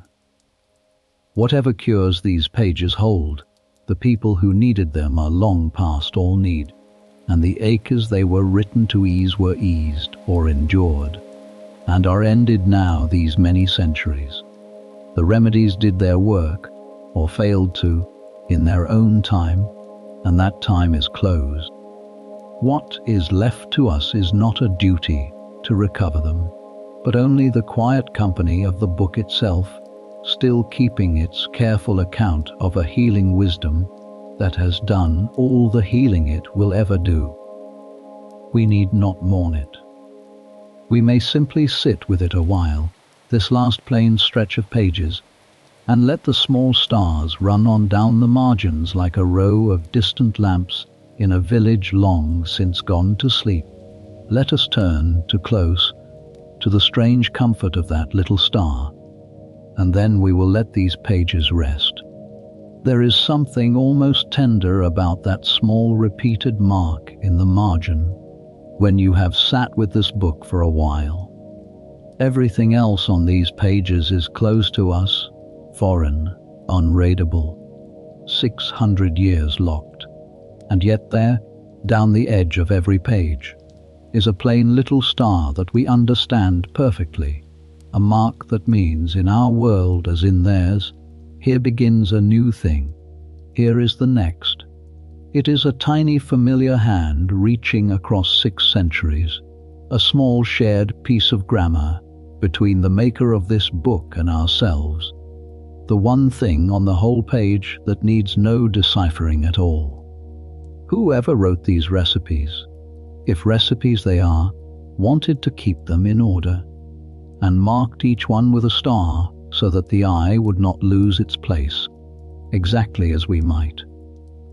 We cannot read what they wrote, but we can read that they cared to keep it tidy, and that small kindness of order, repeated hundreds of times down hundreds of margins, is a gentle enough thing to hold as we let this part of the book and a little more of the evening settle quietly into the dark. Let us turn now, having walked through all the book's painted worlds, to the one thing that runs through every single page of it, binding the plants and the pools and the stars and the recipes into one whole. The writing itself, the strange flowing, unreadable hand that no living person has ever learned to read. We have spoken all evening of the script only in passing, as the thing gathered around the drawings, the thing we cannot read.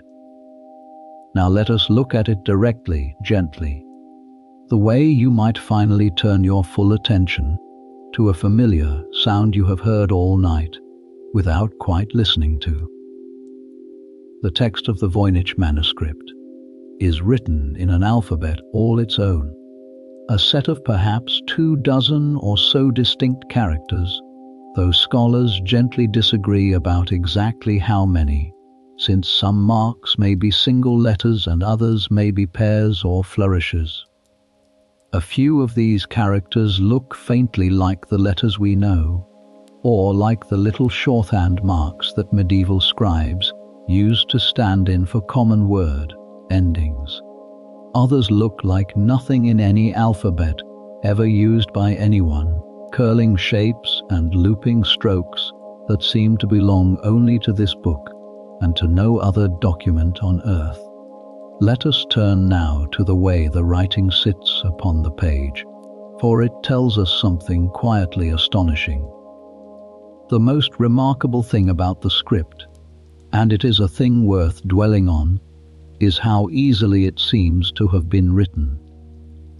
The lines flow from left to right, evenly spaced, neatly wrapped at the edges, filling the page around the drawings with the smooth confidence of a hand long practiced.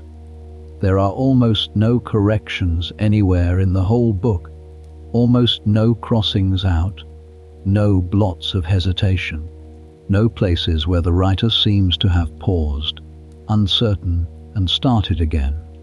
The words are separated by clear little gaps, as our words are, so that the eye can see plainly where one word ends and the next begins. Everything about the writing has the ease and fluency of someone setting down a language they knew perfectly well, in a hand they had used 10,000 times. Whoever wrote this book did not labor over it, letter by painful letter. They wrote it, it seems, almost as naturally as you or I might write a letter to an old friend. We turn now to why that easy fluency is so deep a puzzle. Consider what that fluency rules out and what it does not. If the book were mere nonsense, meaningless shapes scribbled to look impressive, we might expect the writing to falter, to slow, to repeat itself clumsily, for it is surprisingly hard to produce long stretches of convincing gibberish quickly and without hesitation.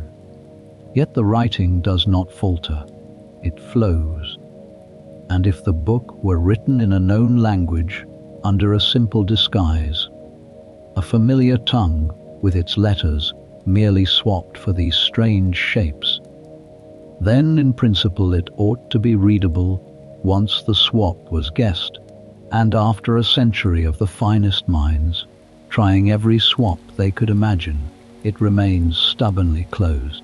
So the fluency points two ways at once, toward a real and practiced language on the one hand, and away from every real language anyone has been able to test on the other. It is written as smoothly as a mother tongue, and it matches no mother tongue on earth. That is the heart of the whole mystery, and it sits right here, in the plain flowing lines that cover every page. Let us turn now to what the patient counters of words have found, for they have found real structure. Scholars with a taste for patient counting have measured the text in every way they can imagine, and their findings are among the most intriguing of all. The words of the book are not scattered at random. They follow, quite closely, the same deep statistical patterns that real human languages follow. A handful of words appear very often, a larger handful appear now and then. and a great many appear only once or twice in just the balance that the words of any genuine language fall into. The lengths of the words cluster in a natural, seeming way. Common words recur where you would expect common words to recur. By these broad measures, the text behaves not like nonsense, but like language, like something written to be read, something that carries information in the ordered way that meaningful writing does.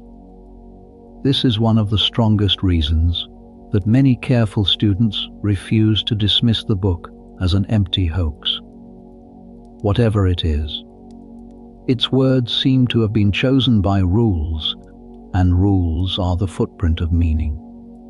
We turn now to the stranger habits of the script, the ones no ordinary language quite shares, and yet, set against all that lawful structure, the script keeps a set of habits that no ordinary language quite matches, and these are the details that have driven its students to distraction.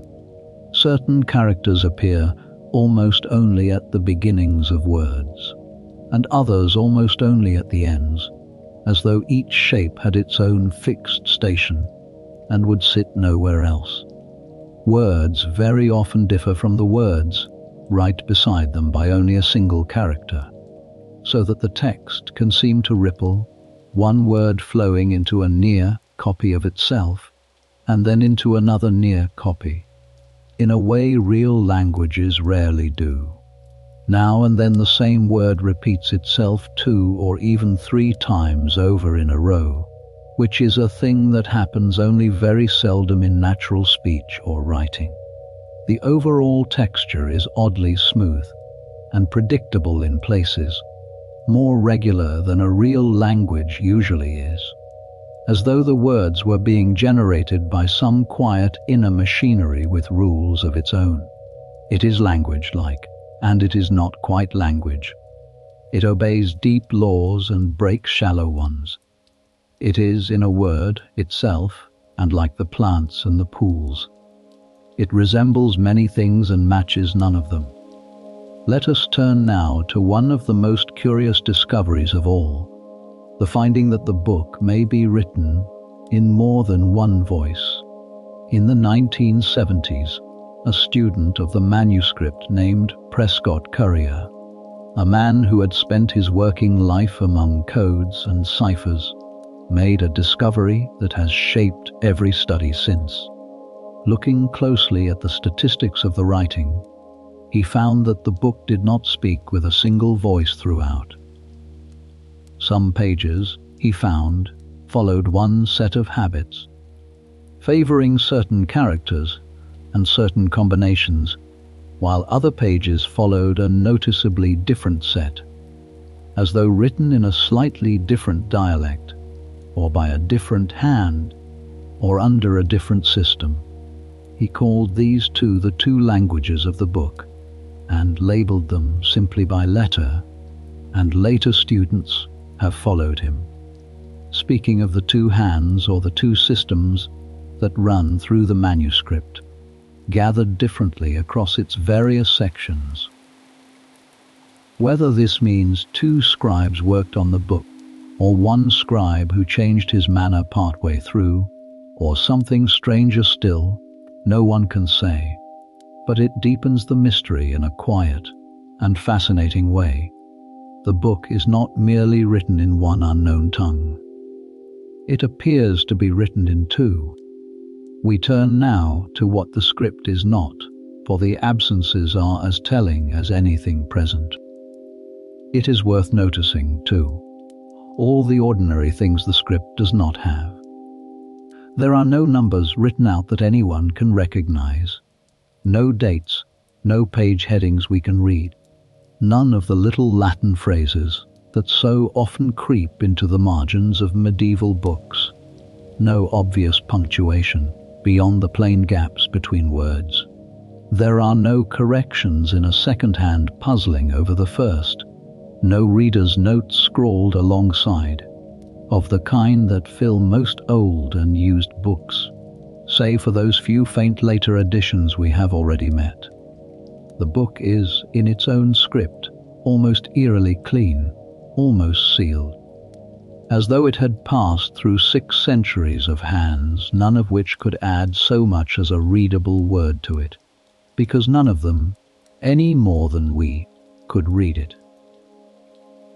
It is a closed room with a single door, and the door has no visible handle. Let us turn now to the sheer patience the book demands of anyone who would read it, and to why that patience has never yet been enough.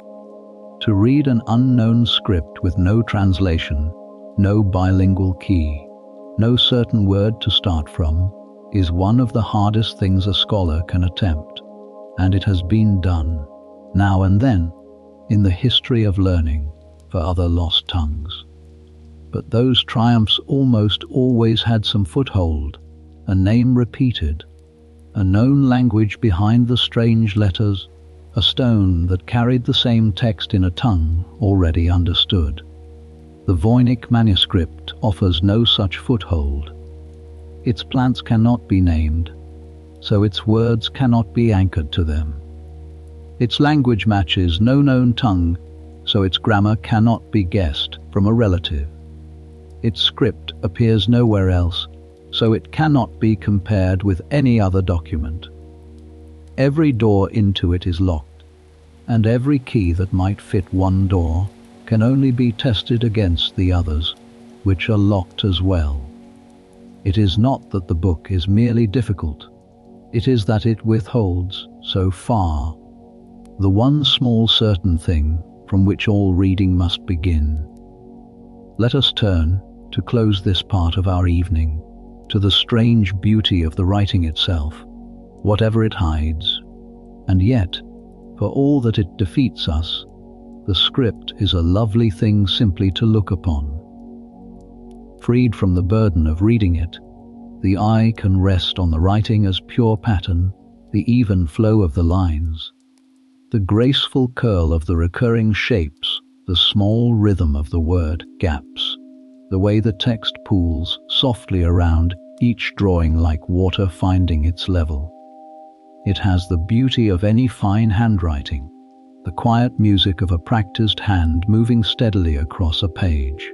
And it has, besides, the deeper beauty of a genuine mystery, held perfectly intact. Somewhere in those flowing lines, if the counters are right, there is meaning, real meaning, chosen and ordered and set down on purpose by someone who understood it completely. We cannot share that meaning, but we can sit beside it as one sits beside a sleeping person whose dreams one cannot enter, and find a strange companionship in its nearness. Let the flowing script run gently on before you now, line after even line, page after quiet page, meaning everything and telling nothing, and asking, as always, nothing at all of you.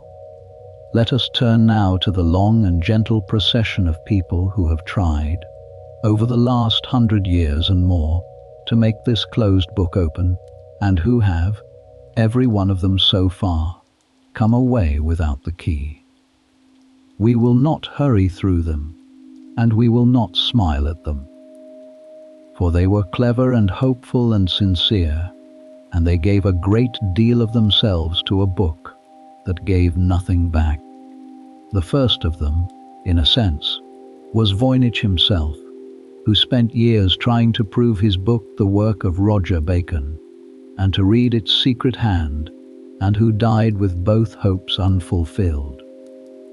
But the first to announce, loudly and to great excitement, that he had truly cracked it, was a philosopher of the early part of the last century, a thoughtful and respected man named William Newbold, who taught at a university in Pennsylvania, and who took up the manuscript with all the energy of a mind convinced it stood at the edge of a great discovery. Let us turn now to what Newbold believed he had found, for it was a bold and strange idea. Newbold came to believe that the characters we see on the page, the flowing shapes that fill every line, were not themselves the real text at all. The real text, he thought, was hidden inside them, in the form of tiny, almost microscopic marks along the edges of each stroke, marks so small that they could only be seen under magnification. A secret shorthand written within the visible writing. Reading these minute marks, he believed, yielded strings of Latin letters, and those letters, once rearranged, once their scrambled order was set right, spelled out sentences of Latin. And the sentences he drew from them were astonishing. He read into the book the discoveries of a mind centuries ahead of its time, glimpses of tiny living cells, seen as if through a microscope, of distant swirling galaxies, seen as if through a telescope, all supposedly known to the medieval friar he believed had written it. It was a breathtaking claim, and for a few years it captured the public imagination entirely, for who would not wish to believe that a lost genius had seen so far, so long ago? We turn now to the gentle and thorough undoing of that dream. The trouble was that the tiny Mark Snewbold had staked everything upon were not writing at all. After his death, a careful scholar named John Manley took up the question and examined the manuscript closely, and showed, patiently and beyond real doubt, that the little marks along the strokes were nothing more than the natural cracking and flaking of old ink as it dried and aged upon the vellum, the ordinary craquelure that any centuries old ink will show under a strong enough lens. There was no hidden shorthand there, only the slow work of time upon a drying line. And Manley showed something else besides, something that has haunted every attempt on the book since. He showed that Newbold's method of rearranging letters was so free, so unconstrained, that with enough patience it could be made to yield almost any message one wished to find. Given the freedom to reshuffle, the anagram will always eventually spell what the anagrammer hopes for. Newbold had not been dishonest. He had been sincere and hopeful and quite carried away, and he had fallen into the oldest trap the book sets, the trap of finding, in its endless ambiguity, exactly the reflection of one's own expectations. It is worth pausing to feel how large that early episode loomed, for it set the tone for everything after. Newbold's claims had been made publicly and confidently, and reported widely, and many people, learned and unlearned alike, had allowed themselves to believe that the famous unreadable book had at last been read and had yielded up marvels. When the whole edifice was shown to rest on nothing more than the cracking of old ink, the disappointment was correspondingly deep, and it left behind a lasting weariness. From then on, any announcement that the Voynich Manuscript had been solved was met, quite rightly, with a raised eyebrow and a request to see the method demonstrated on a fresh page by other hands. The book had claimed its first great scholarly casualty, gently and without malice, simply by being what it is, and the memory of that casualty has guarded it ever since against easy belief. In a strange way, the failure taught the world how to fail more carefully, which is a real, if melancholy, kind of progress. It should be said, in fairness to these early readers, that their labors were not wholly wasted, whatever became of their conclusions. To work on the book at all, they first had to look at it with enormous care, page by page, character by character, and in doing so they began the patient task on which every later student has depended, the making of faithful copies and careful descriptions of a text too precious and too fragile to be handled freely by all who wished to study it.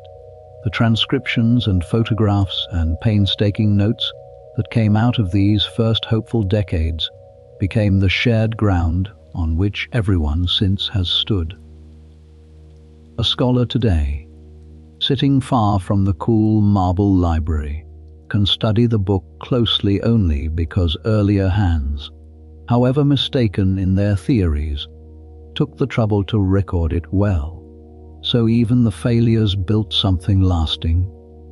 They did not open the door, but they drew, between them, the first true maps of the door and of the walls around it, and those maps are still in use.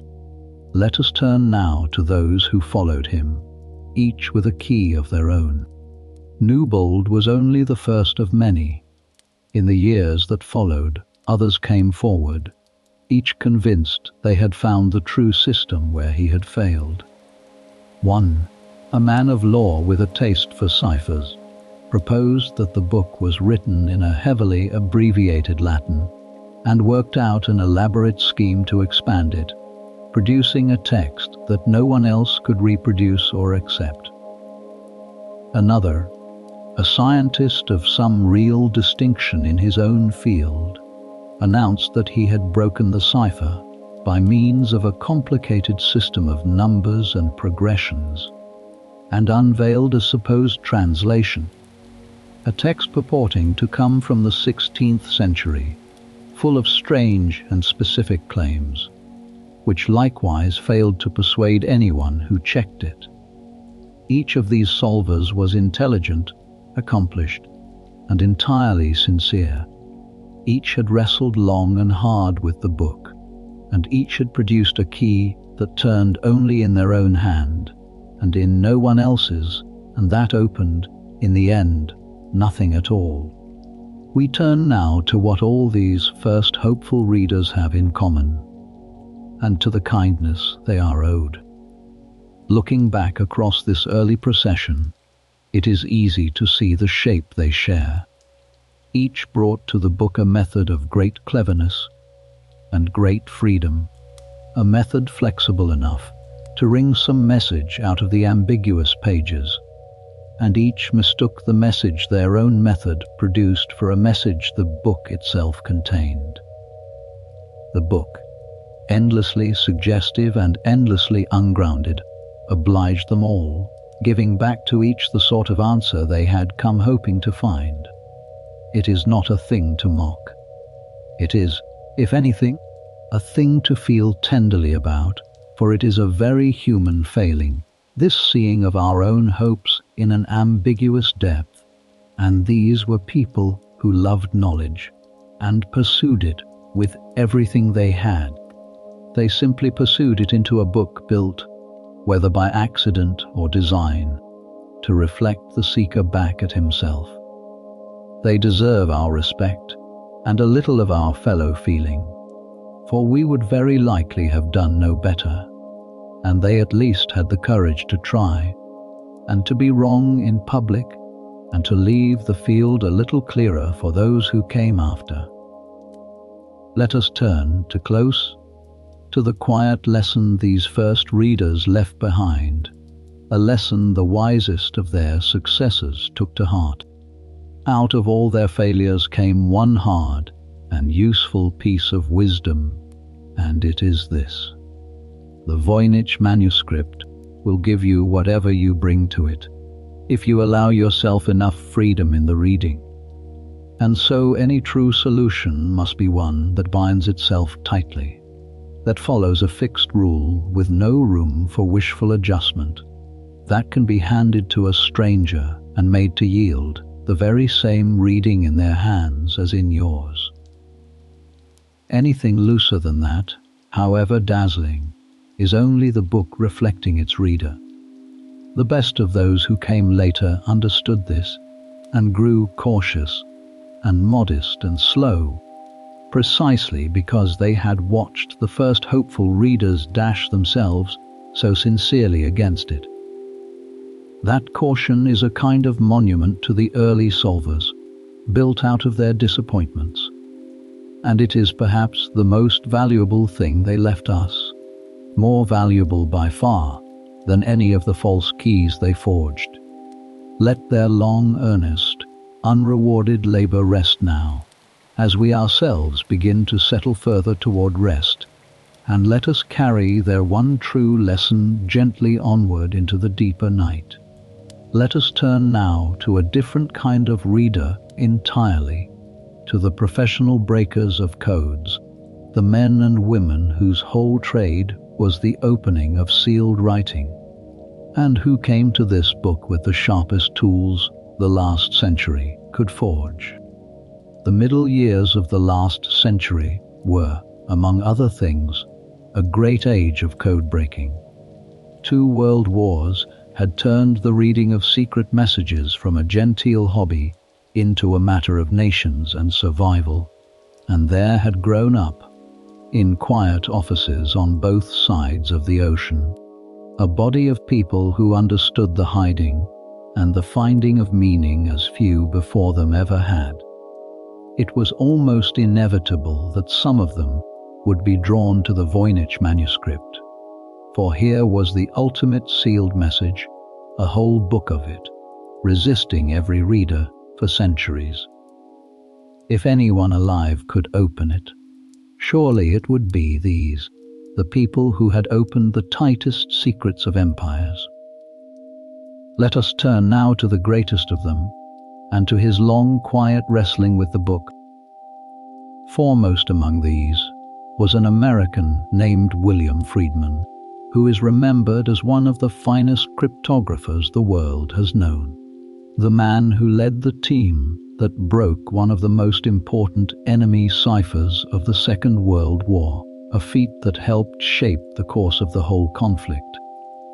He was a patient, brilliant, meticulous man, and alongside him worked his wife, a remarkable cryptographer in her own right, who had made her own name breaking the secret codes of smugglers and spies.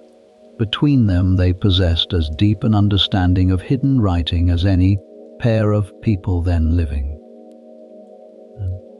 Friedman was captivated by the Voynich Manuscript.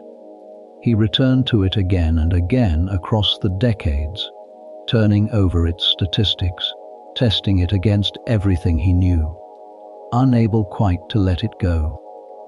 Let us turn now to the shape of that fascination and to how it wove itself through a long working life. For Friedman, the manuscript was never quite his official business. It was the puzzle he came home to, the one he carried in the back of his mind, through years of far more urgent labor, the private mountain he meant one day to climb.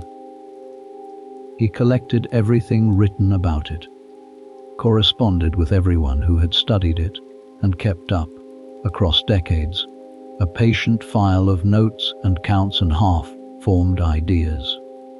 His wife shared the fascination fully, and the two of them, who had between them read the guarded secrets of criminals and governments, would turn in their own hours to this small, unyielding book, testing it, arguing over it, setting it down in defeat and taking it up again. There is something warming in the picture, two of the sharpest minds of their age keeping, as a lifelong shared companion, the one text that would never once reward them. Not every love is requited, and not every love needs to be. The book was for them a faithful and beautiful frustration, and they never quite gave it up. We turn now to the study groups he gathered, and to the tools they brought to bear. Friedman did not work on the book alone. Over the years, he drew together groups of gifted colleagues, many of them seasoned by their wartime work on real enemy ciphers, and set them collectively upon the manuscript. One such group gathered in the closing years of the war itself, in hours borrowed from more urgent labors. Another formed later, and this one reached for the newest tool of all, the early computing machines then coming into use, feeding the text of the book onto punched cards so that its patterns could be counted and sorted by machine faster than any human hand could manage. It was, for its day, the most modern assault imaginable.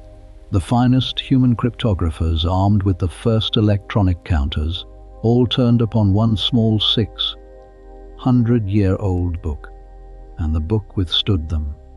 Page by page, count by count, the manuscript gave up its surface patterns readily enough, but the meaning beneath them stayed as sealed as ever. The machines could tell them a great deal about how the text behaved, and nothing whatever about what it said. Let us turn now to what those patient counts revealed, for the counting was not wasted even where the reading failed. The study groups learned and taught the world a great deal about the plain behavior of the text. They confirmed how smooth and regular it was, how its words leaned on one another in unusual ways, how certain shapes clung to the starts of words and others to the ends, how the whole thing carried less of the jostling unpredictability that most written languages carry, and more of a strange, gentle orderliness. Each of these findings was a small negative signpost, a quiet way of saying, whatever this is, it is not quite that. Not quite ordinary Latin in disguise. Not quite a simple letter for letter cipher. Not quite the free jumble of true nonsense either. The counters could not say what the book was, but with every measurement they narrowed a little the crowd of things it could not be, and that narrowing is itself a kind of knowledge, hard, won and honest, handed down to everyone who has studied the book since. We turn now to the peculiar frustration those findings created, for they pointed in two directions at once. A text so regular, so smooth, so patterned, ought in principle to be easier to break, not harder, for cryptographers live by pattern and feed upon regularity. And yet every pattern they found led not to a reading but to another wall. The book was orderly enough to promise meaning, and strange enough to deny every method of reaching it. And this combination, more than any single feature, is what wore down even the most determined of them. It is one thing to face a lock you cannot pick, because it is fiendishly complex. It is quite another to face a lock that looks simple, that turns smoothly, that gives every sign of being an ordinary lock, and yet opens onto nothing you can find. That was the manuscript's particular cruelty to the codebreakers, and it is a large part of why so many of them, in the end, concluded that they were not looking at a cipher at all. Let us turn now to the conclusion Friedman reached, and to the curious way he chose to record it. After all those years, Friedman came at last to a tentative view, and it is a telling one. He came to believe that the book was most likely not a cipher at all, not an ordinary message with its letters disguised, for if it were, he of all people would have expected to find the door into it. Instead, he came to suspect that it might be something rarer, an early attempt to build a language from scratch, an artificial or invented tongue, made according to some scheme of its maker's own, of the sort that a few learned dreamers in later centuries would try to construct, a universal language reasoned out rather than grown. If that was so, then there would be no familiar language hiding beneath the strange words, waiting to be uncovered, for the words would be the surface and the depth at once, an invented speech that had never been spoken by anyone but its maker. Friedman, cautious to the last and wary of announcing a conclusion he could not prove, did a very characteristic thing. He wrote his conclusion down in the form of a coded anagram of his own, a sentence scrambled so that he might claim, if he were ever proved right, to have thought of it first, without having to stake his great name on it publicly in the meantime. Only later was that little anagram unscrambled to reveal his quiet guess that the book was an early try at an artificial language. It is a lovely human touch, the greatest codebreaker of his age hiding his own most cherished idea inside a small cipher, because even he was not sure enough of it to say it plainly.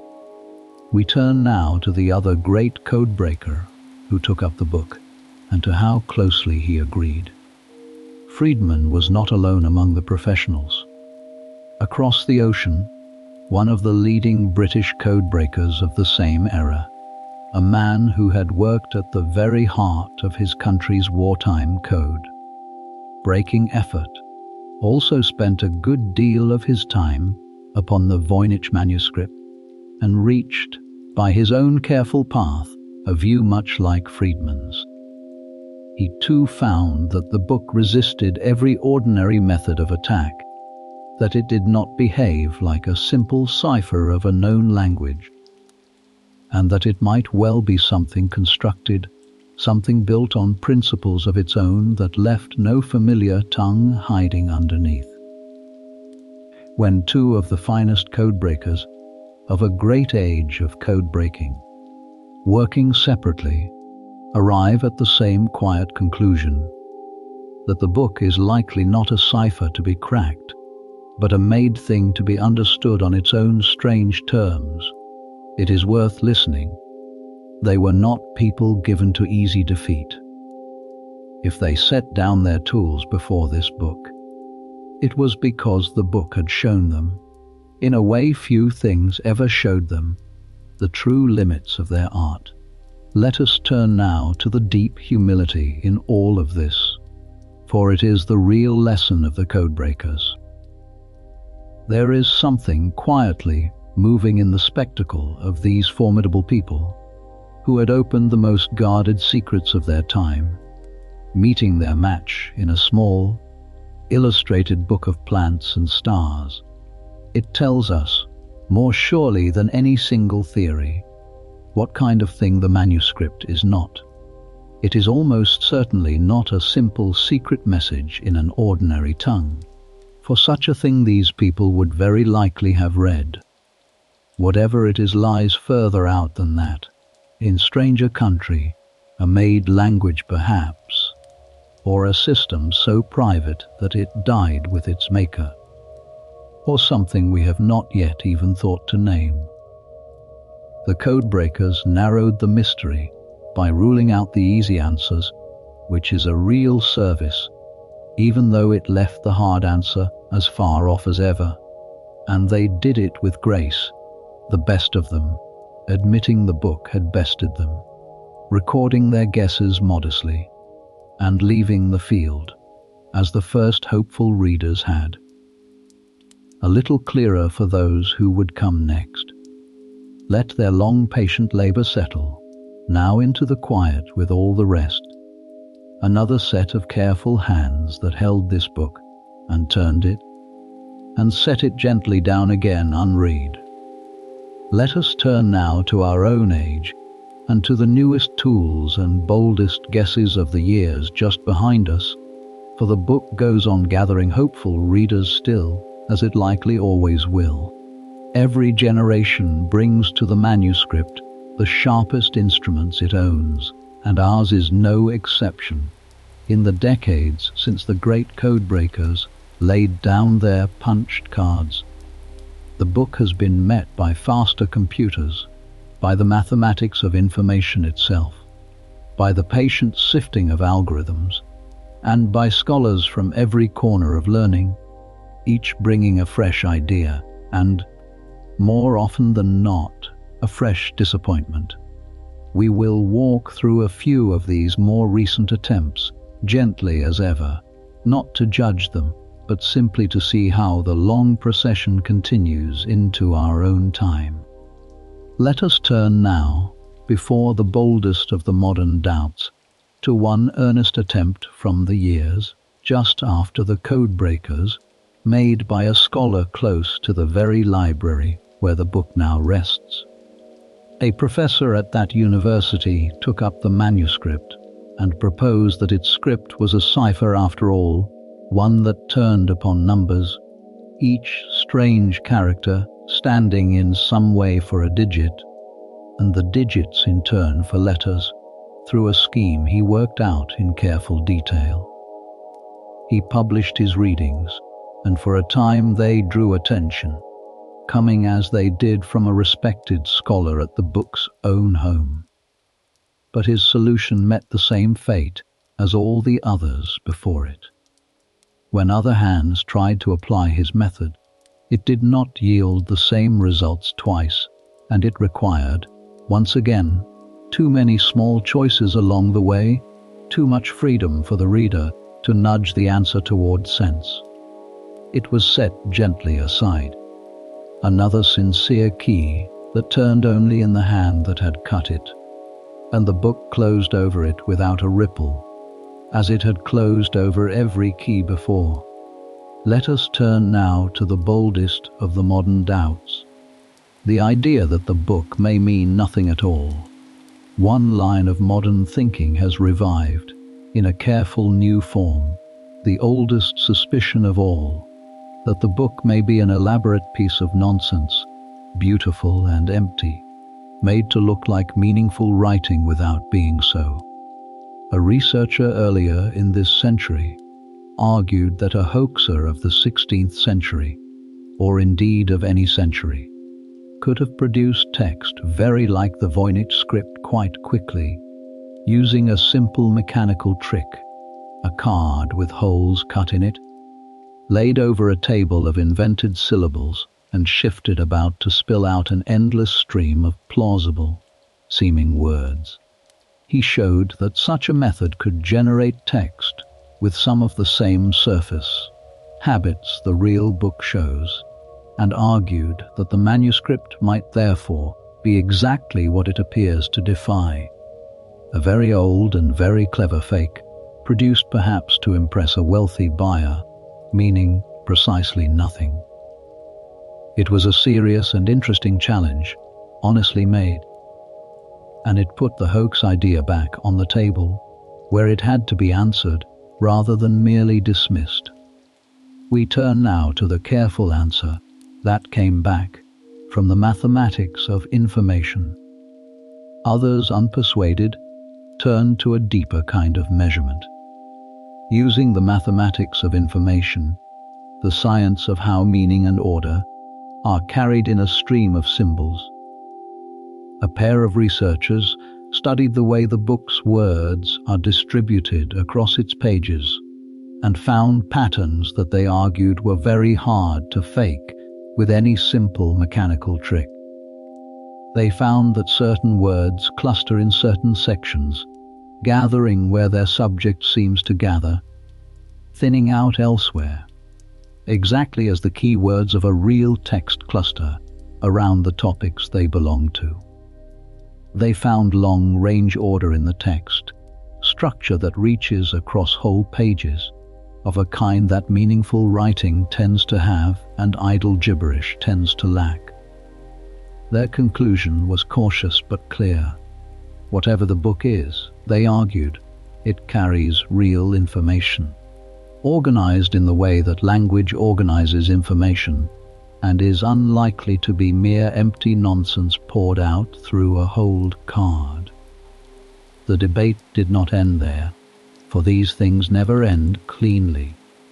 But the weight of that finding leans, gently, toward a book that means something after all. There is a second, simpler objection to the hoax idea that many students find persuasive, and it is worth a quiet moment. Scattered through the manuscript, beside the drawings, are what appear to be labels, single short words attached to particular things, a star in a diagram, a plant in the pharmaceutical rose, a figure in a pool. In a book that carried real meaning, such labels would name the things they sit beside, and one would expect the same thing, drawn twice in two places, to carry the same label both times, or at least a related one. A hoaxer idly spilling gibberish through a card would have no reason to keep such labels consistent, and every reason not to bother. The patterns in how these labels fall, and how they relate to the pictures they mark, have struck many careful readers as more orderly than a pure hoax would trouble to be. It does not prove the book means something. Almost nothing about this book is ever quite proved. But it is one more small weight in the same pan of the scale, one more gentle reason to suspect that behind the closed door there is, after all, a furnished room. Let us turn now to the linguists and their tentative words, and to one claim that stirred a great deal of fuss. Others still have come at the book as a language to be read, rather than a cipher to be cracked or a hoax to be exposed. We have already met, earlier tonight, the patient scholar who proposed a handful of possible plant and star names, offered modestly as footholds rather than a solution. Others have been bolder. Not long ago, one researcher announced, with some confidence and to a good deal of public attention, that the book was written in a lost early form of the Romance tongues, the family of languages descended from Latin, and that he had begun to read it.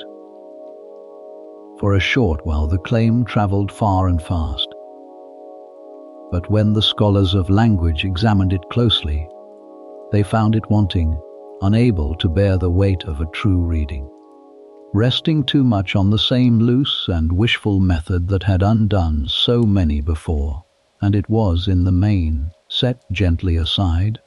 It joined the long shelf of confident solutions that shine for a season and then fade, leaving the book exactly as unread as they found it. Let us turn now to a change in who studies the book at all, for our age has opened the effort to everyone. In earlier times, only a favoured few could ever hope to study the manuscript, those with the standing to be admitted to its presence or to obtain the costly copies. Today, with the whole book freely shared in fine detail, anyone at all may take up the puzzle, and a great many do. Quiet communities of the curious have gathered, scattered across the world, trading observations, counting characters, testing small ideas against one another, pursuing the book not for fame or money, but simply for the pleasure and the difficulty of it. Most of them know they will never solve it. That is not really why they come. They come for the same reason people have always come to a good mystery, for the companionship of a shared wondering, the slow pleasure of turning a thing over with others who love turning it too. The book that once passed only through the hands of emperors and famous scholars now belongs, in its way, to anyone willing to sit with it, and its long parade of hopeful readers has grown from a narrow file of the privileged into a broad and gentle crowd. We turn now to the machines of our own day, and to what even they have not managed. In recent years, the newest tools of all have been turned upon the book, the learning machines that can sift vast oceans of language and find in them patterns no human could hold in mind at once.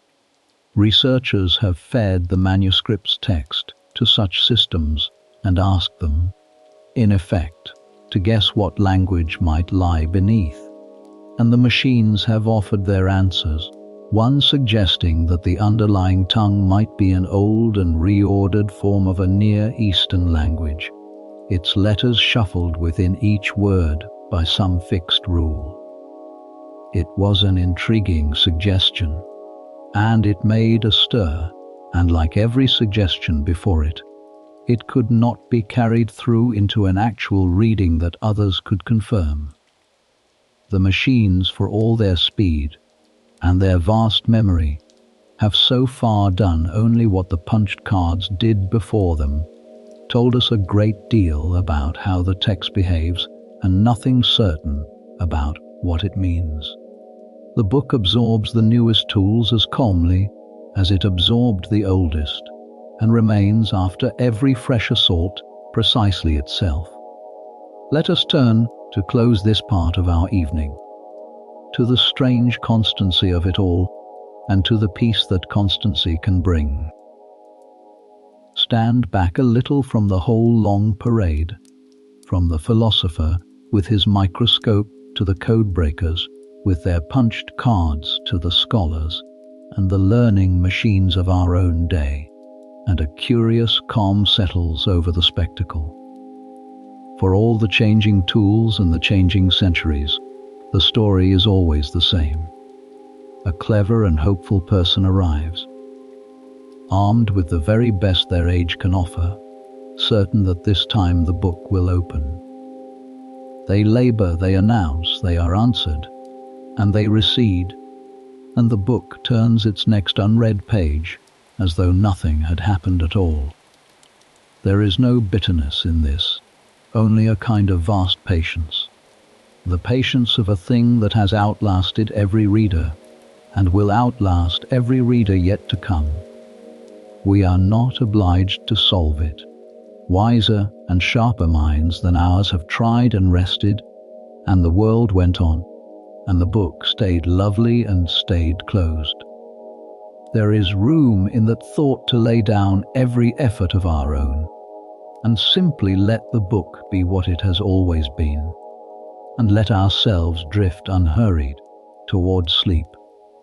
Let us turn now, as our night grows late, to follow this book backward through time, hand by hand, owner by owner, as far into the past as the record will let us go. For a book does not simply appear, it is made, and then it is kept, and passed, and kept again, and each pair of hands that held it leaves, if we are fortunate, some faint mark of their holding. The chain of the Voynich Manuscript's keepers is one of the most fascinating things about it, and it wins back through some remarkable people, every one of whom, so far as we can tell, was as baffled by the book as we are tonight. We begin at the near end of the chain, which we have already touched upon. The book rests today at Yale, given there in the last century by the estate of the trusted friend to whom Ethel Voynich had left it after her husband's death. Before that it was Wilfrid Voynich's, bought by him in the year 1912 at the old villa in the hills near Rome, where the Jesuit fathers were quietly selling off a portion of their long-gathered library. And there, at the villa, the firm trail seems at first to stop, for the Jesuits had held the book privately and without fuss, and had not advertised how it came to them. But the book itself, when Voynich examined it, carried a precious clue tucked within its own covers. Let us turn now to the letter that travelled with the book, for it is the single most valuable document in the whole history of the manuscript. Folded inside the book, when Voynich acquired it, was a letter, written in the middle of the 1600s, some 2.5 centuries before his own time. It was written by a learned man of the city of Prague, a physician and scholar of high standing, the head of the university there, and it was addressed to one of the most famous minds of that whole age, a Jesuit polymath in Rome renowned across Europe for his vast learning and, above all, for his confident claims to have unlocked the ancient picture, writing of Egypt. The writer of the letter was sending the strange book to this famous decipherer in the hope, the very same hope that has moved so many since, that so great a mind might at last read what no one else could. The letter is a courteous, thoughtful thing, and it hands down to us, across the centuries, several of the only firm facts we possess about where the book had been. We turn now to what that letter tells us, and to the earlier hands it names. The letter tells us that the book had belonged, before it came to the writer, to a certain alchemist of Prague, a seeker after hidden knowledge who had owned the manuscript for many years and had labored over it long and hard, quite unable to read it, and who had at one point sent a careful copy of some of its writing to the same famous decipherer in Rome, begging for help, apparently in vain.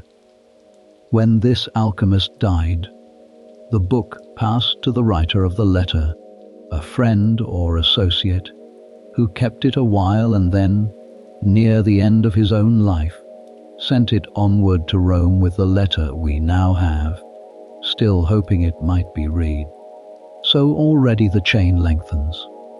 From the famous decipherer in Rome, into whose keeping it passed, the book must in time have entered the great library of his order and rested there, among the Jesuits, quietly, for the long stretch of years that ended when Voynich came walking through the villa.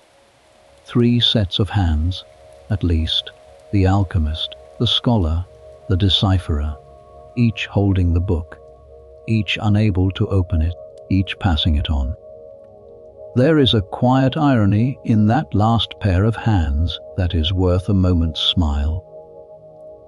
The scholar in Prague sent the book to Rome precisely because the man there was the most celebrated decipherer of the age, famous above all for having claimed, loudly and to wide acclaim, that he had unlocked the ancient sacred picture, writing of Egypt, a claim that later ages would judge to have been mostly wishful, but which in his own day crowned him the great reader of the unreadable.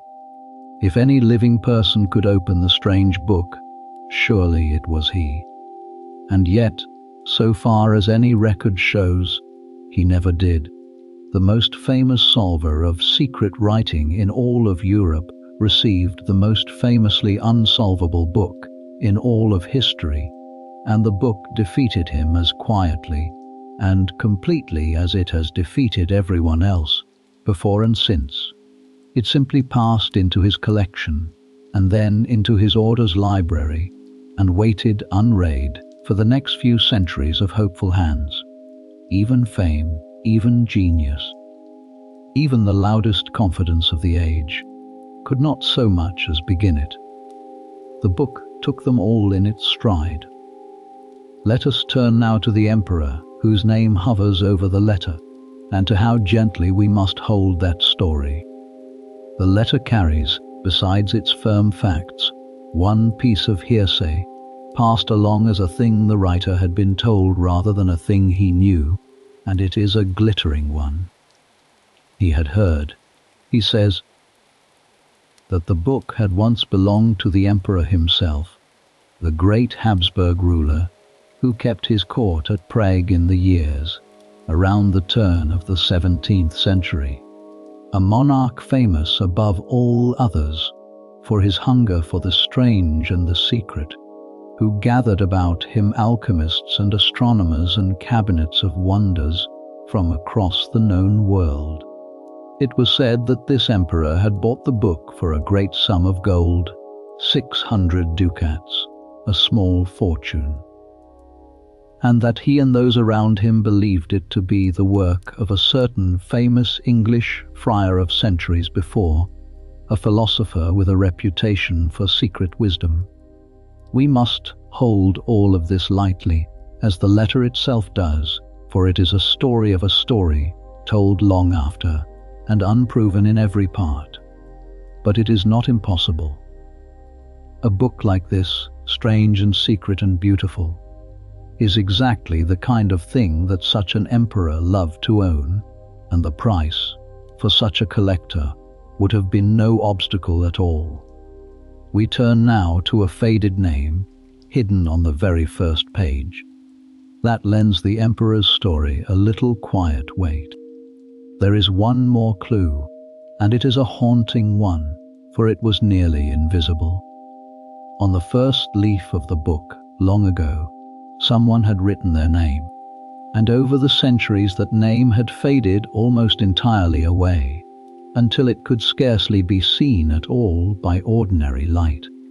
But under the special lamps that scholars now use to coax faded ink back into view, the name came dimly forth again, and it proved to be the name of a man of Prague, who lived in exactly the emperor's time, a man who had charge of the emperor's gardens and his distilling of medicines, a keeper of plants and maker of remedies raised high in the emperor's favor. To find his name written in the book is to find a real thread connecting the manuscript to that glittering court of collectors and alchemists, just where the hearsay in the letter had placed it. It does not prove the emperor ever owned it, but it plants the book firmly in Prague, in the early 1600s, in the very world of learned curiosity, where such a treasure would most naturally have been prized. And it gives the whole shimmering story a small, solid anchor of fact. Let us turn now to the long darkness before that, where the trail gives out entirely. And here, following the book backward, we come to the edge of the known. The faded name and the emperor's court set the manuscript in Prague around the year 1600. The calfskin, we remember, was prepared some 200 years before that, in the early 1400s. Between those 2 points, across a span of some 2 centuries, the book vanishes utterly from the record. We do not know where it was made, or by whom, or for whom. We do not know in whose hands it passed those 200 years, through what libraries or studies, or locked chests it travelled, how it came at last to Prague, or why. It is as though the book steps out of the light for 2 full centuries, between its making and its first firm appearance, and of that long journey not one certain trace remains. The keepers of that lost stretch left no letters, no signatures, no marks we can read. They are as sealed to us as the writing itself. We turn now to the strange fellowship of all these keepers across the whole length of the chain.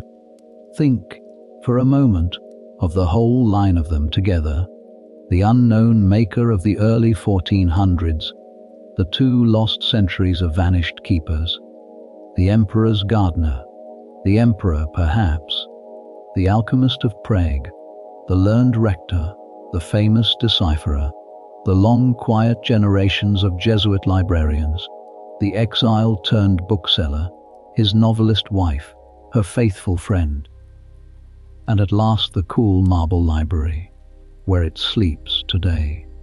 Some of them were among the most powerful and learned people of their age.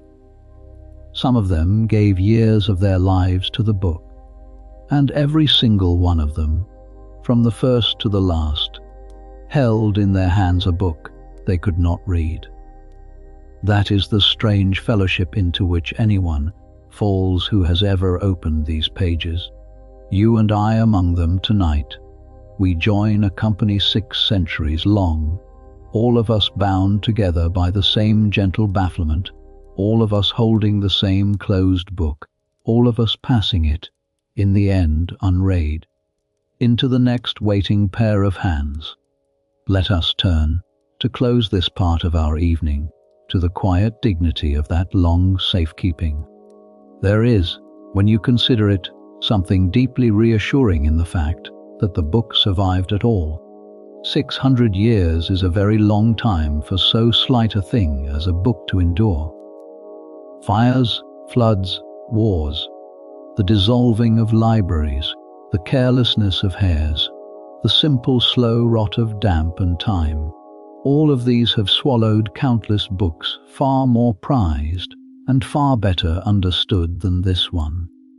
And yet this strange, unreadable, useless, seeming volume came through all of it, kept safe hand after hand, century after century, by people who could not read a word of it and treasured it anyway. Precisely because it was a mystery, precisely because it would not give itself up. They could not have told you what it said. They kept it all the same. And because they did, it is here tonight, whole and legible in everything but its meaning, for us to wonder at in our turn. That is a kind of faithfulness worth honoring, the long patient guarding of a secret no one could share. And it is a gentle thought to carry with us now toward the close of our evening.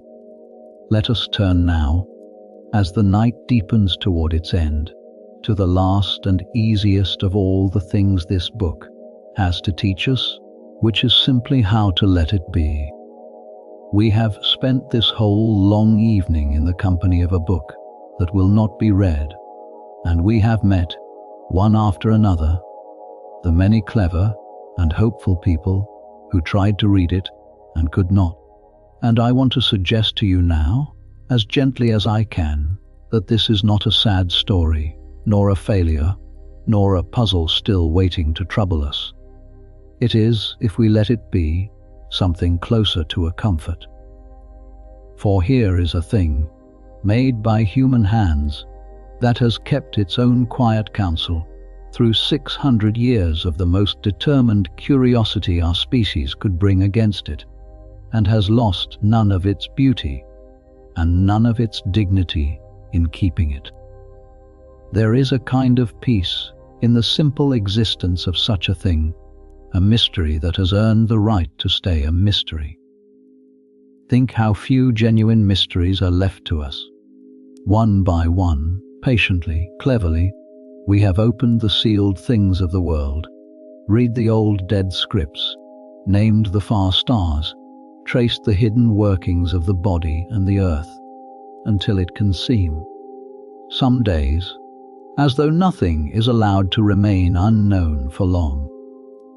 And then there is this one small book, which has sat quietly through all of that, through the whole long triumph of our understanding, and has simply declined to be understood, not out of malice, not by any lock or guard, but by its own gentle nature. It is almost a relief to find that such a thing still exists, that the world has kept back at least one riddle it will not surrender to us, a place where wonder is still allowed to stand with no answer waiting behind it. Let us turn now to why we need not solve it, tonight or ever, and why that is a freedom rather than a loss. Somewhere along the way, we have picked up the strange idea that every mystery is a problem, that every closed door is an insult, that anything not yet understood is a task set for us, nagging to be done. But that is not the only way to stand before the unknown, and it may not be the wisest. A closed book can also be simply a closed book, whole and lovely as it is, asking nothing, owing nothing, keeping its own quiet the way a still pond keeps the depth beneath its surface. We do not need to drain the pond to love it. We do not need to read the book to sit with it in the candlelight and feel the strange companionship of its long, patient silence. The greatest scholars of the age of code-breaking laid down their tools before it and went on to live full and useful lives, none the poorer for the one door that stayed shut. So may we. There is no examination in the morning. There is nothing here we are required to have solved. Let us turn now to what the book quietly teaches, to anyone patient enough to sit with it without demanding an answer. It teaches, above all, a kind of humility. And humility is a rarer and more restful thing than we often allow.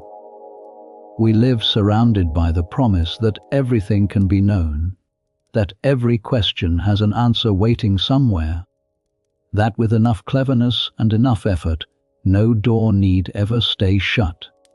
And most of the time that promise serves us well. but it can become a quiet tyranny.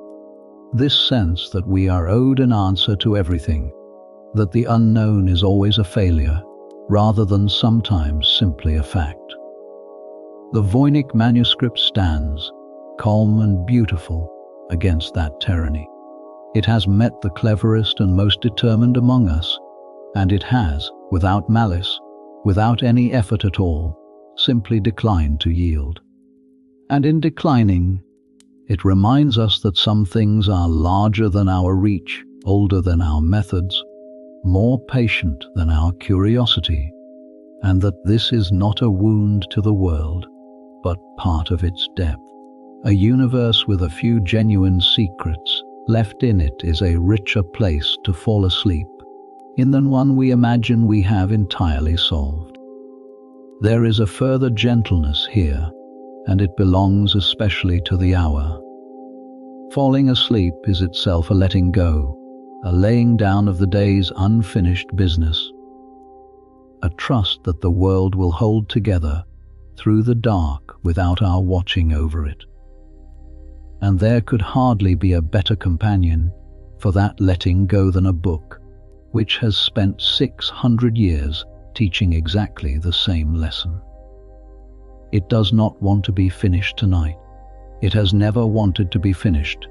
It is perfectly content to remain open and unresolved, and it invites us, simply by its example, to be the same, to set down the day's unanswered questions as lightly as we set down the book, and to trust that they, like the book, will still be there in the morning, no worse for having gone unsolved through one more quiet night. We turn now to the curious gift that our own age has given this most secretive of books. It is worth knowing, as we near the end, that this book, which spent so much of its life locked in private chests and guarded libraries, seen by only a favored few, now belongs, in a sense, to everyone.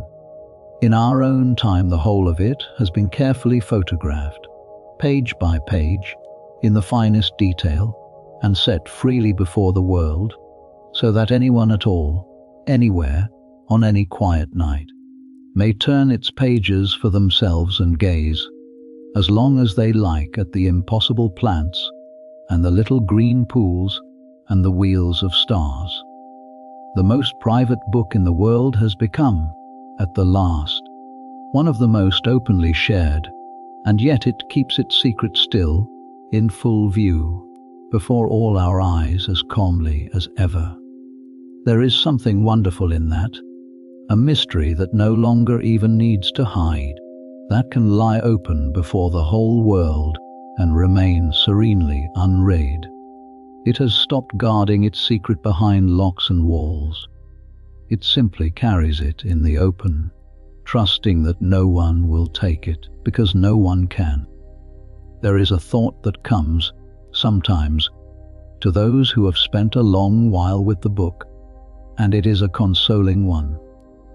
Perhaps the greatest kindness we can do this manuscript, after all these centuries of siege, is to stop trying to break into it, and simply to visit, to turn its pages for the pleasure of turning them, to admire the confident line of a plant that never grew, the soft green of a pool that never held water, the calm face of a painted sun. To let it be a wonder rather than a problem, a companion rather than an adversary.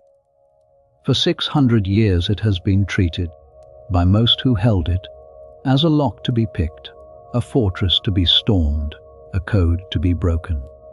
And it has quietly outlasted every siege. Perhaps it has been waiting all along, less to be solved than to be simply and gently enjoyed, the way one enjoys a piece of music in a language one does not speak, or the shapes of clouds, or the sound of rain, asking of it no meaning at all, only its company. And if that is so, then tonight, you and I, doing nothing more than turning its strange pages slowly towards sleep, asking it for nothing, demanding of it no answer, maybe giving this old and patient book something close to the only thing it has ever truly seemed to want. Not to be conquered, only to be kept and turned and wondered at, and then set down again with a little tenderness, its secret still its own, in the quiet of the night. Let us turn, at the very last, to the book as it will be when we have gone to sleep, and long after. When you have drifted off tonight, and the candle in your mind has guttered out, the book will still be there, exactly as it has been. Its plants will still match nothing that grows. Its little figures will still bathe in their green and painted pools. Its stars will still wheel slowly around their faded suns, and its recipes will still run on, star by patient star, down margins no one can read. It asks nothing of you as you sleep, and it will ask nothing of anyone in the morning. It will simply go on being what it has always been, a strange and beautiful book that keeps its secrets, resting in its cool, quiet room, whole and unhurried, and entirely at peace with everything it will never tell. And that, more than any solution could ever be, is the gift it offers us tonight, the deep permission to let a thing be unknown, and to rest anyway, easy in the presence of a mystery that has never once been troubled by not being solved. We have wandered a very long way tonight, through a single strange book and all its painted worlds. We began by picking it up, an ordinary, seeming volume of worn calfskin, and turning to its plants that grow in no garden on earth. We walked among those impossible plants, and the few that almost matched, and the shelves of roots and jars, and the little green pools with their quiet bathers, and the wheels of stars with their cradled moons, and the great foldout opening onto its 9 circled worlds, and the last plain pages with their recipes, and their small patient stars.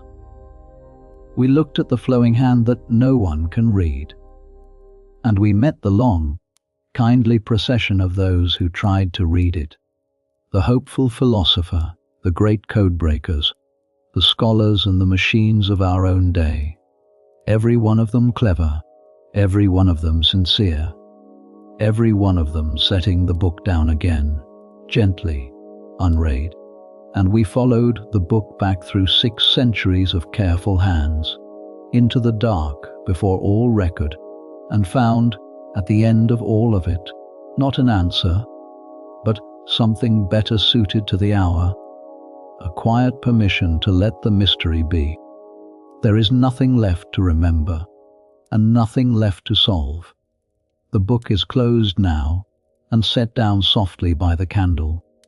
Its secrets are safe, as they have always been safe, and they will keep just as well whether you are awake to wonder at them or not. If your eyes have closed somewhere among the impossible plants, or the green pools, or the slow parade of hopeful readers, that was always exactly the point of the evening, and there is nothing at all that you have missed. Sleep well. Let every muscle soften, slowly, from your brow down to your feet, sinking gently into wherever you are resting. The quiet apothecary will be back soon, with another quiet chapter, another slow evening among old books and older remedies, whenever you are ready to return. For now, there is only this, the low steady dark, the last of the candle's light fading softly to nothing, and a strange and beautiful book, 600 years old, resting quietly beside you in the stillness, keeping its long secret, and asking nothing at all, as the whole quiet night settles down around you both, and you drift, at last, all the way down into sleep.